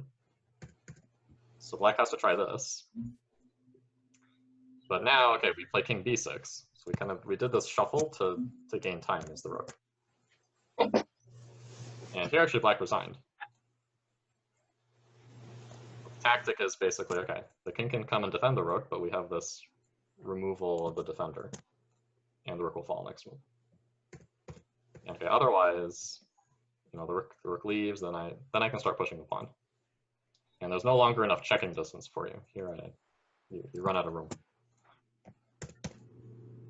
So that was actually a pretty smooth win. So like, you know, going all the way back here, the plan is pretty simple. Once you recognize that this rook is really well placed, and you recognize that this is your goal, once you see that all the action is happening over here on the queen side, and you don't really need to do anything on the king side, like there's no need to, you know, push your pawns over here. There's no need to march the king up here or swing the rook over here to attack these pawns. Once you realize this is your goal, the rook is doing a good job of helping you in that goal because it keeps this king out of play. Then, okay, it's pretty easy to come up with this plan. Just get the king over here to help. And yeah, this position with the rook defending the pawn from the side, usually, okay, we say rook belongs behind the passed pawn, but it's actually, don't underestimate how good a rook defending a pawn laterally can be, because oftentimes it can fulfill this double function of it defends the pawn, but it also keeps this king from being able to help by controlling these squares. Would you prefer the rook on e2 as opposed to c1 in this position? Oh yes, absolutely. With the rook on c1, this is no longer an easy win, because my king will be able to go help. So like, I can say, you know, let me just set up a position here. Let's pretend the rook is on c1, right? Okay, if it's white to move and I can play c4, then all right. I could still blockade you. So like I can still get my king to c7. And with a pawn this far advanced, you know, this might still be winning for white, but it's definitely nowhere near as easy. So probably black will never be able to, well, he might actually be able to just take that pawn and draw the king in pawn endgame, because this king is also pretty far away from these pawns. But even if he couldn't, it would be pretty hard for white to make progress. Because like now, your king is cut off. The only way to get it active is to, you know, do something slow like this and this. And my rook is active. I can always like attack this pawn on g2 to keep your king from going too far. If your king goes up, I can start checking you. And this king just kind of hangs out on c7. So in an endgame situation, the player who has the most restricted king is usually the player who's losing, right? Yeah, not always losing, but yeah, usually it's tougher for you to achieve your goals if your king is restricted. So like, you know, if you're up several pawns, but your king is stuck in the back rank, you might not be able to win. Your opponent might be able to draw, your opponent might be able to win. So that's actually going to be one of the themes that I want to focus on today, is when you have a rook like this on e2, cutting off the king, you know, or the rook can be on the second rank cutting off the king. That makes the defender a lot more flexible, or the attacker a lot more flexible, if they have play against the king, or if the king cannot participate. So this is a relatively simple example. So the plan was pretty straightforward. With the rook on e2, we just shuffle the king over and we push the pawn. But it is not always that easy. So if only all endgames were as simple as that, right? And we just shuffle the king over and push the pawn. But okay. Hey, Lev, I've got a quick question. That was a great example. I know that you've mentioned before something about principle of two weaknesses. That doesn't describe this because the pawns that are on the G&H file didn't really participate. Yeah, here, so yeah, principle of two weaknesses basically means, okay, from Black's point of view, the fact that I have to stop this pawn from queening is one weakness, because it's going to tie a piece down over here. Either my king will have to be passive or my rook will have to be passive. But yeah, for white to win with two weaknesses, one of these would have to be weak. So usually that could happen, like, if this king was stuck here, and one of these pawns had advanced really far, and, you know, for whatever reason, this king was able to quickly come up here. Like, that would be two weaknesses, where Black can't both stop the c-pawn and defend his split pawns like this.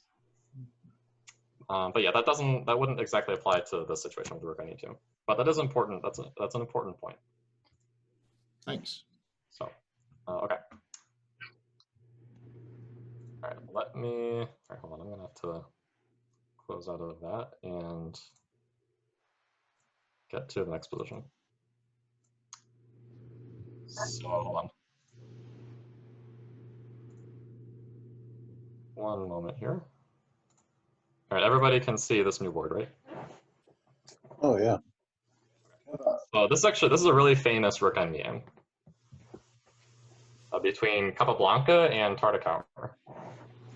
So okay, hopefully most of you are familiar with some of these players. Capablanca was a world champion, and at this point, actually, in 1924, he had just finished his, I think it was an 8 or 9 year streak of not losing a single game. 8-year streak, yeah. So he lost to, so this was in this New York International Masters tournament, and he lost 2 days before this game. He lost to, does anybody actually know who he lost to? The player? Reddy? Was it Richard Reddy? Oh, Alekhine. Nope, not Alekhine. Reddy? Was it Richard Reddy? It was Rady, yep. Yeah. Yeah, Rady won in a really nice kind of positional game. He really kind of outplayed Capablanca. But okay, here, okay, 2 days later, now Capablanca is clearly pressing here. So his rook is cutting off the black king. We have a really dangerous passed pawn on g5. And what's the missing piece of the puzzle here for Capablanca?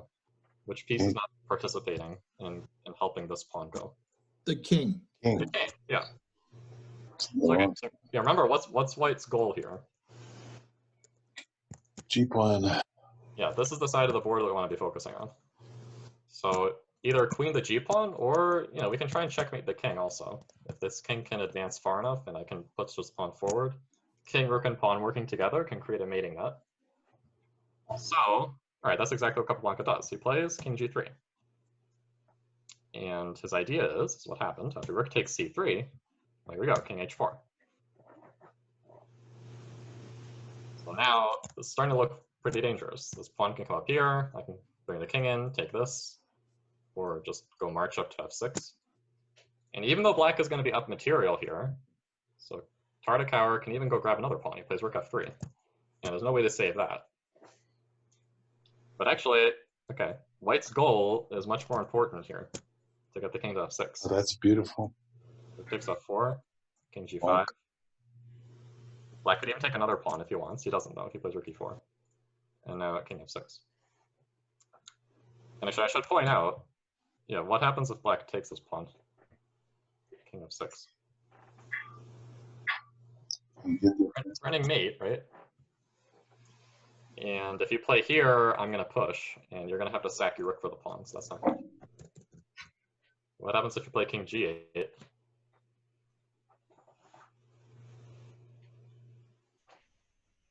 Rook takes c7. All right, so I see your idea. That's close. Rook takes c7. It's close, but black has a defense. c7. There's a defense. Yeah, rook c4. Yeah, rook c4. Oh. So you have the right idea, but you need to pick the right square, where the rook cannot help get back Rook to d7. Yeah, rook d7. Rook takes d7 might also win, but this is like lights out right away, because there's just no way to stop mate. The king is totally boxed in here. In the line where black has to sack the rook for the pawn, black will still have like an extra 3 pawns or something, right? So yeah. will there be any So chances I mean, there? in a line like this, black still has a lot of extra pawns, but none of them are super far advanced. So this is actually still a pretty easy win for white. So you know, like, for example, if this a pawn wasn't here, that might be a different story. That would probably make the game much more interesting. But here, I mean, okay, this pawn is not very dangerous. If it pushes, you know, the rook can easily take care of that. And I'm just gonna pick it up. Right. And you know, you can play, you can try this. But you know, once again, this king in the center is gonna be very powerful. Right, And yeah. I'll probably start playing against your own king. So And there's no way for the black king to really support the pawns. yeah, if this king could get here, then that'd be different. But yeah, Right, this king They get is tied. it's not active enough. But yeah, that's a good point, because sometimes, you know, rook against a bunch of pawns, that's not so clear. And if this a pawn wasn't there, it wouldn't be that clear. But yeah, with the white king this active in the center, there should be no problem for white. So yeah, instead of Definitely important. Yeah, say it again. I was just gonna say it's definitely important to be able to, you know, tell positions like that, whether or not they'll be winning for white or whether or not black will have enough to make something interesting happen. You know, Right, it usually wasn't obvious to me, but it was obvious to you right away. So yeah, I mean, the way it was obvious to me is, okay, you know, it's not like I calculated that, you know, I calculated 20 moves ahead. You don't have to do calculation. It's kind of thinking logically. With this king so active in the center, there's like no way that black has enough time to, you know, these pawns are really pretty slow. It takes a lot of time for them to get dangerous. Right. Down here they're dangerous, but up here they're not dangerous. Okay. That makes a lot of sense. Thank you. Yeah. So, okay, so yeah, so black tries this instead. Now his idea is, okay, at least the rook can come back and defend. So king f6, threatening mate. And king g8. Yeah, so if you go to f8, that still allows this, same problem.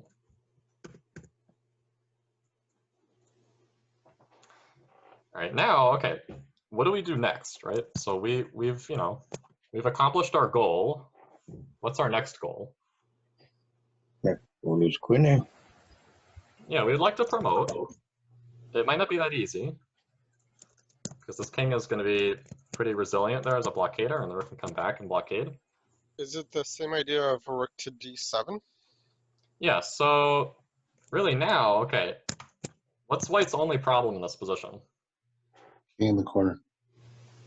Well, no, that's black's problem. What's white's problem? The king is in front of the pawn. In this pawn? No, I meant the black king is in front of white's pawn. Maybe I'm wrong. I don't know. Okay, what's the only thing you don't like about white's position? Material. Material, yeah. How many pawns is white down? Like 2, right? Might be 3. So yeah, now is it safe to start grabbing some pawns? What do you think? No. Yeah. No, why not? Yes. I think Look at that king. That king isn't going anywhere, right? We got him totally locked down. These pawns are all easy targets. This is an easy target. So yeah, Capablanca now says, all right, I'm going to start munching pawns. He plays this first, just to force the king into the corner. And okay, now he starts munching pawns. So okay, this is going to fall. If that falls, the b6 pawn can fall. You can go here and take that. You can take that. And also, we're threatening checkmate. So that we're doing all this with tempo. Lev? Yeah. Is there ever a bad time to take a pawn? Okay, if you're me, then no. I will always take a pawn if you give it to me. I will always take it. Even if I get checkmated, I'll still take it.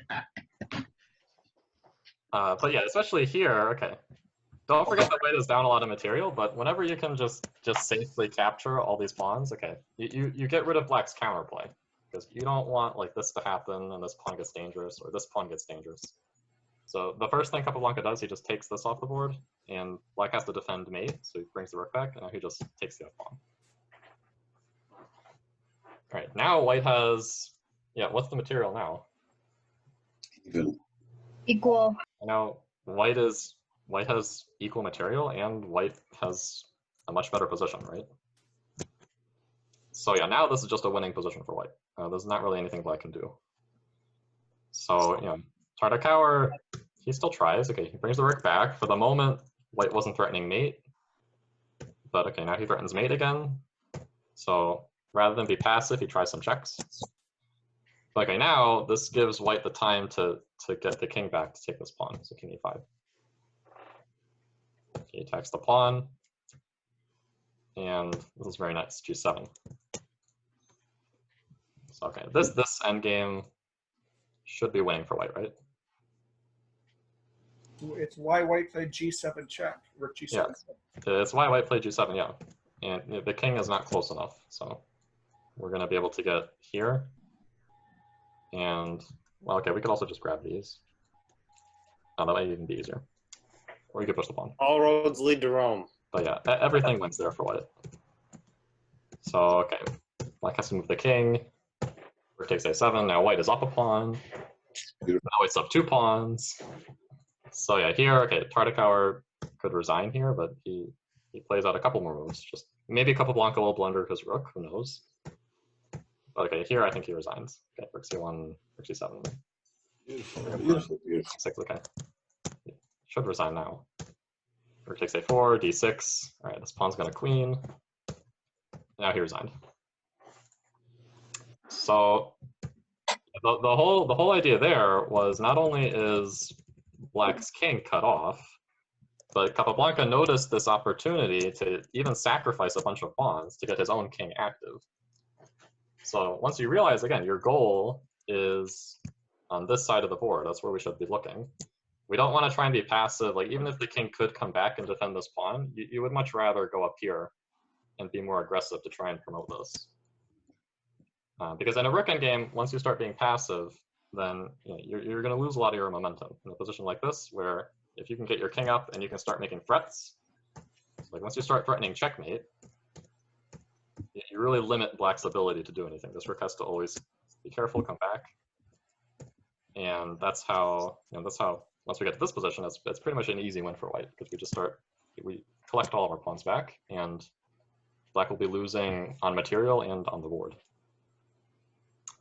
Now, okay, that endgame, a lot of people like to go over it, but what's actually not gone over as much is how could black defend better? So Tartakower is no beginner. He's a strong grandmaster, but he actually did not put up the most resilient defense here. So the way to think about how to play, a position where your back is against the wall, right? And you know that your opponent has this really dangerous plan in mind, right? What should your mindset be in that kind of a position? This is not like I'm not asking you for a move, just, how do you want to think? What should your strategy be in that kind of a position? Can you get the rook back in to help you? So, okay, you could try and defend, right? So you can try and bring the rook back to c6, and maybe try and keep the king from running. But, okay, you can imagine, even if I play rook c6, I can still play king here, and then I will slowly creep forward, play g5 or g6, then king g5, then take this pawn. And, your rook will be defending here, but, okay, it's not going to be quite enough once I have these 2 pawns here. Maybe you have to think about getting counterplay by pushing your extra pawns on the queen side. Yeah, the best defense is a good offense. You guys heard that before? Yeah. That's especially true in chess. So, okay, black knows he's losing on this side of the board. So rather than try and defend over there, it's better to just take the fight over here. So start doing something over here. None of white's pieces are there, and black has a lot of extra pawns. It's pretty easy to make a passed pawn. So how could black make a passed pawn here? c5 looks like a good start, maybe? Yeah, you could play c5. What's another way?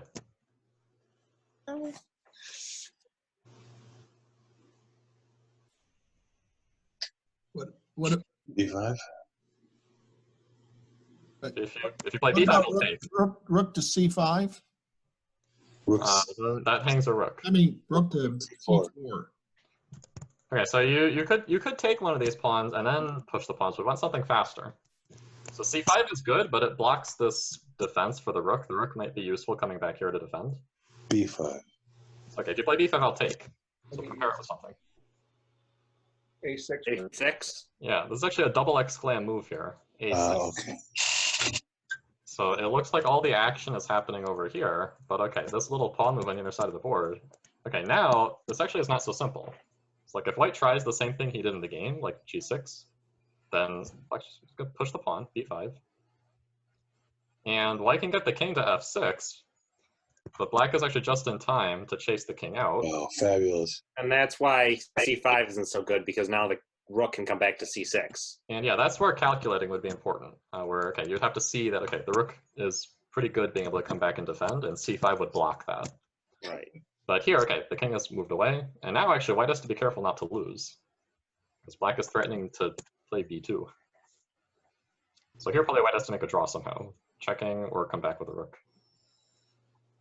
But you can see how, you know, once you change your mindset, instead of thinking I have to defend on this side of the board, just say, I know you know this is bad. This is not good for black. Black is losing on the king side.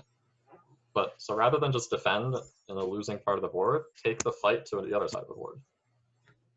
And you know, if white is forced to come back with his rook and be passive, then you know black could even start playing for a win there because black has extra pawns. Essentially, you're making lemonade out of your chessboard lemons. Exactly, yeah. So, you know, that's one of the things that strong players are really good at. They're really good at finding counterplay. So it's a little bit surprising that Tartakower, being, you know, he's a very strong grandmaster, and he just kind of played this without, you know, seemingly without that much thought. And I'm sure he realized once we got to this position how bad it was. I'm sure he realized here that those are just losing. But it's easy to forget about these little opportunities like a6 and b5. So just kind of, when you're losing on one side of the board, take the fight to the other part of the board. And that's true in the middle game, that's true in the opening also. If your opponent is like attacking you on the king side, then rather than defend over there, do some counterplay on the queen side. That's usually going to be much better than trying to defend on one side of the board. Okay, so okay, unless anybody has any other questions, so you know there were some variations that we went over. If anybody has anything they want me to go over again, then you can feel free to ask me now, or we'll go to the next example. So, that was good. That was really good, Lev. Thanks. All right, we'll move on then.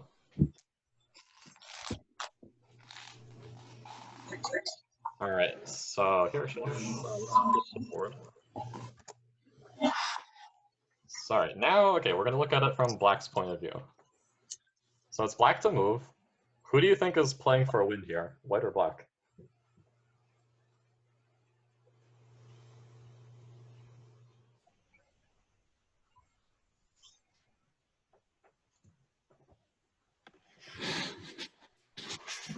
Where did black? Okay, you think black? So yeah, we have a pretty nice rook on e2, right? Okay, what does white have going for him in this position? I was about to say, I like a white's material and pawn structure way better than black.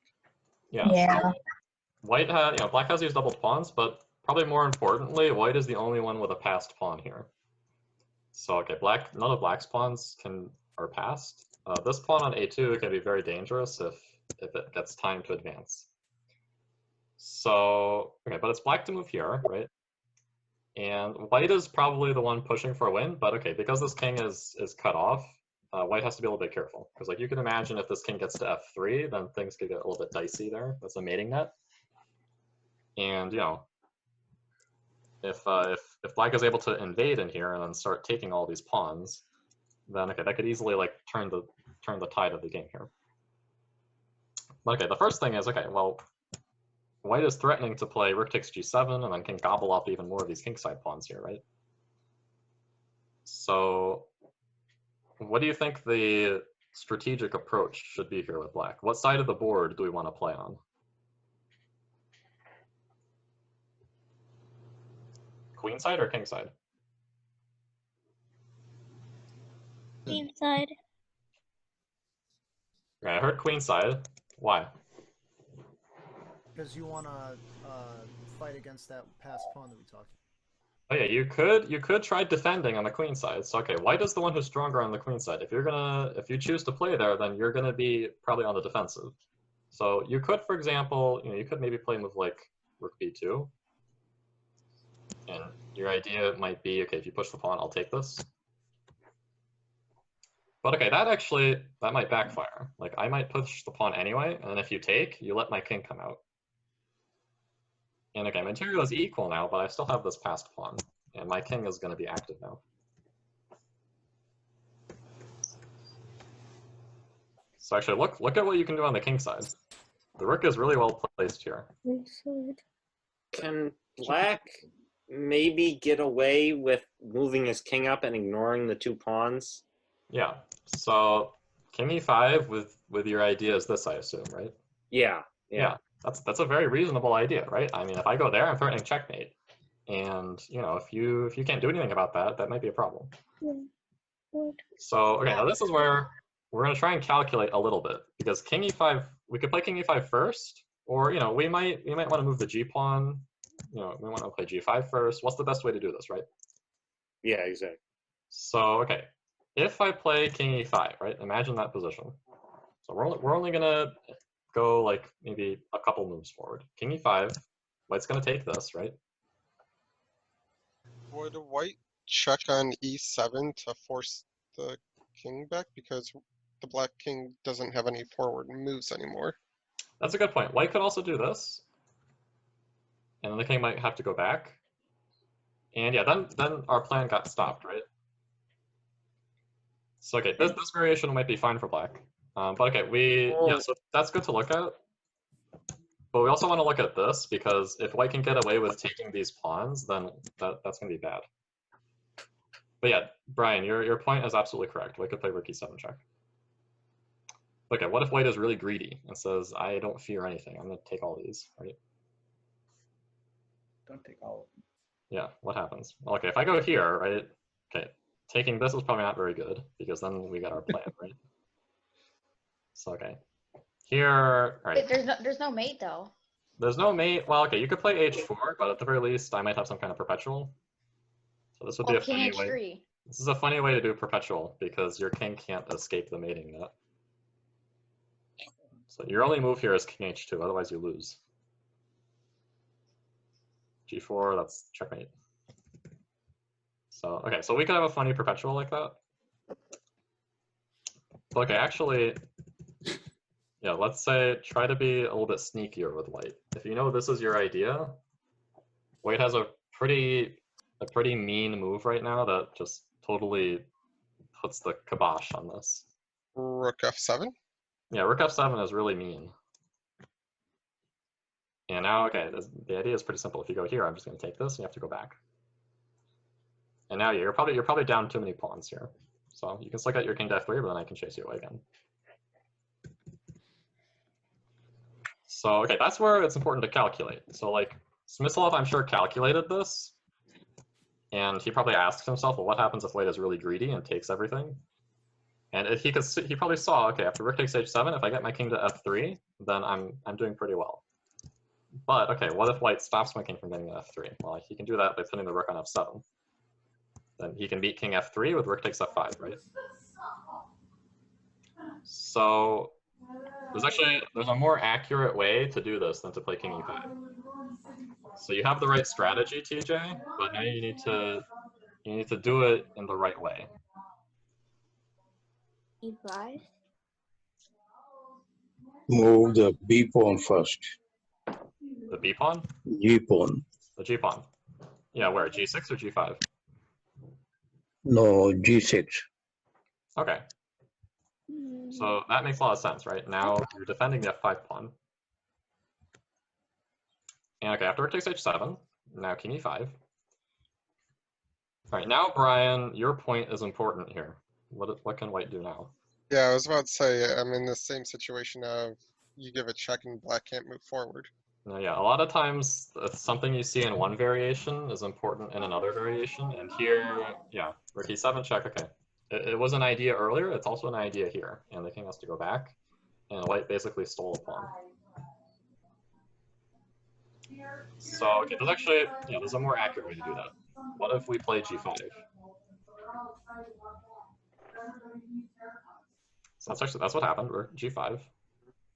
And white said, thank you for the pawn. Rook takes h7. Yeah, black takes the time to just take on a2. Just get rid of that. That may be dangerous. And okay, now, all right, rook h6 check. White is saying, all right, you move the king, I'm going to take this pawn. And then imagine king e5, rook takes c6. If you play king to e4, And he takes the. what's the idea that white has here? We saw it earlier, and it still works now. Yeah, king to f3. Well, that's black's idea. How does white stop it? Oh. Take c4. Yeah, rook takes c5 and then Rook f6. Actually, yeah, both of these work. Yeah, rook f6 with the idea that. Oh yeah, the other one works too. You go here. Yeah, as long as you attack the f5 pawn, it works. So, okay, so yeah, there are some tricky variations that you have to calculate. Yeah, this is what happened in the game. So after rook h6 check, Smyslov did go up with a king. Rook takes c6, king e4, and rook takes c5. So white is being really greedy and taking all the pawns. Can black save himself now?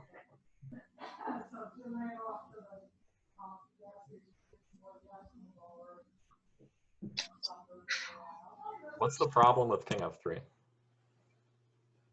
Black get rid of f6 and f5. Yeah. So the problem with king f3 is this pawn can be taken. Still got check. What if we play f4? Yeah. As black. What if after king f3, white couldn't do that? So okay, if you ask yourself questions like that, you kind of ask yourself, what's your goal? My goal is this. Okay, we know how white is going to stop it. So then ask yourself, how can I stop white's plan? So maybe f4. F4. Yeah. Okay. Brilliant move here. And all right, well, that pawn has to be taken. Otherwise, black is going to probably be the one winning after pawn takes e3. So he takes. Now king f3. Now, yeah, we got our goal, king f3. So we don't want to take this pawn. This pawn is doing a good job because it stops white from being able to play this check. And this is a really nice position. Even though black is down 4 pawns, white actually cannot win.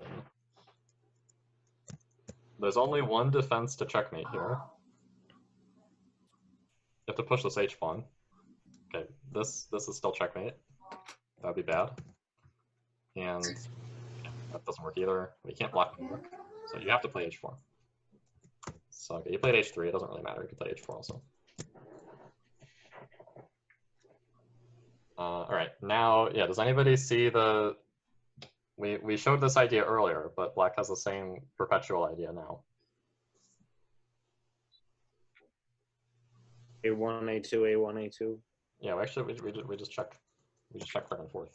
No need to do this and grab some pawns. We just do this. And okay, this is a nice pattern to remember. Where okay, this king on f3 is like perfectly placed because even if white had the h3 square available, then that would still be checkmate. So this king can help play checkmate if this king is on this rank or on this side of the board.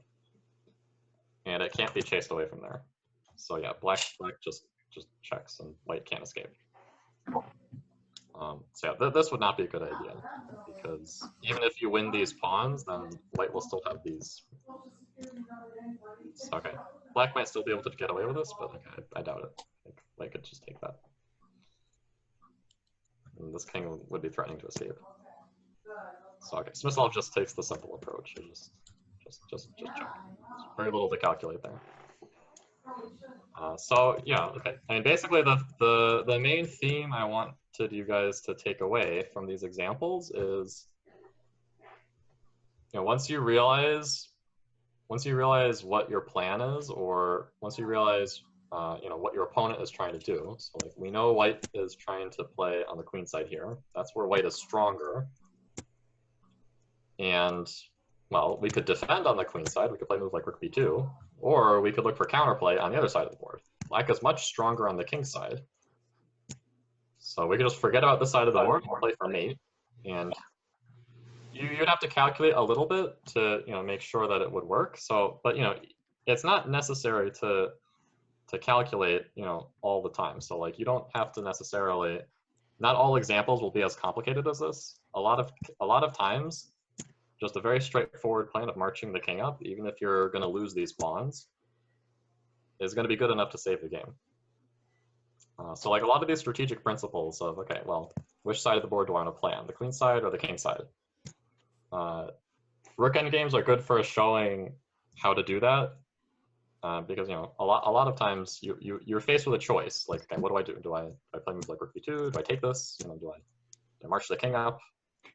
And how you make those choices, if you can make those choices by thinking logically, what side of the board do I want to play on, that actually helps you in the middle game and opening also. So yeah, all right, we are just about done here. It's 4:20. Does anybody have any last minute questions about this example that we went over? Lev? Yeah, Jim. Yeah, so no, this is a wonderful example.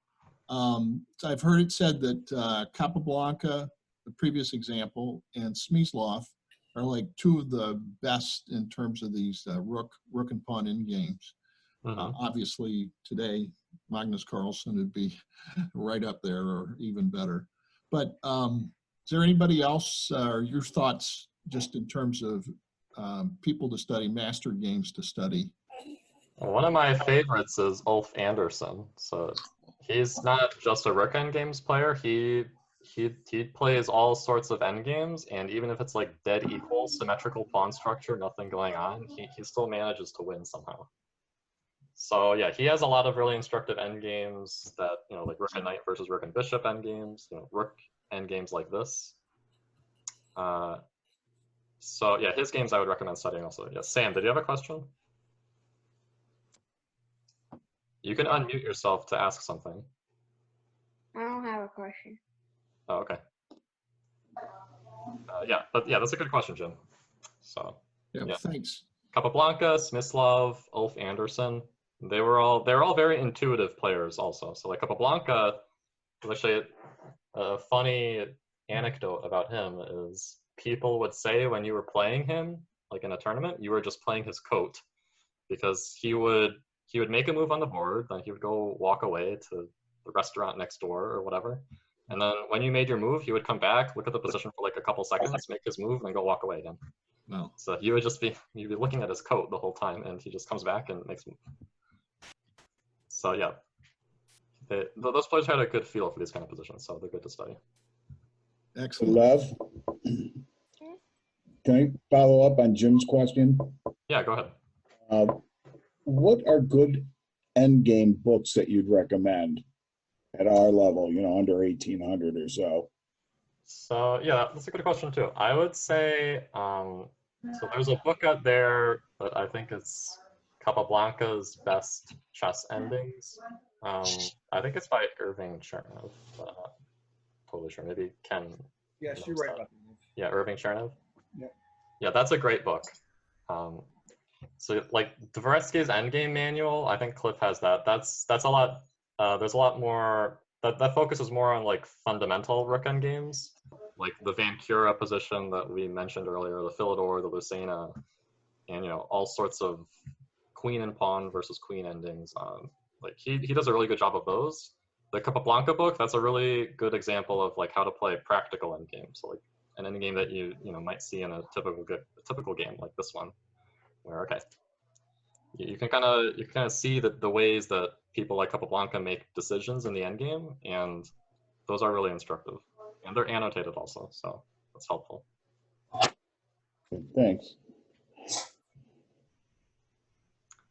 All right, anything else? Thanks so much for doing this, guys. Yeah, let's do this again. That was great.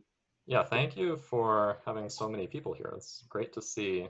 Good to see everybody. Like 30 of you guys here. That's awesome. 33. 36 at the height. Like, oh, I want to follow up on the question that Jim had. Jim, you mentioned something about whose endgames you study. Akiva Rubinstein was another one who's famous for Rook endgames. All right, thanks. Yes, like you can just go online and then Google Rubinstein Endgames, Ulf Anderson Endgames, Capablanca Endgames. So that also works too. All right, thanks a lot. Yeah, this is great. Appreciate your time, and it was great. So yeah, thank you so much for all of you guys being here. So yeah, we're gonna be doing this every Saturday at 2 o'clock. Every Saturday, that's great. Great. For the time being, until things get back to normal, this will be the thing we'll be doing. Right. Thank you, gentlemen. Thanks, Yeah. everyone. Thank you. Very generous for you guys to do that too, I think. Absolutely. So long. All right, I'm out. Take care, everybody. See you next week. Thanks for coming. Yeah.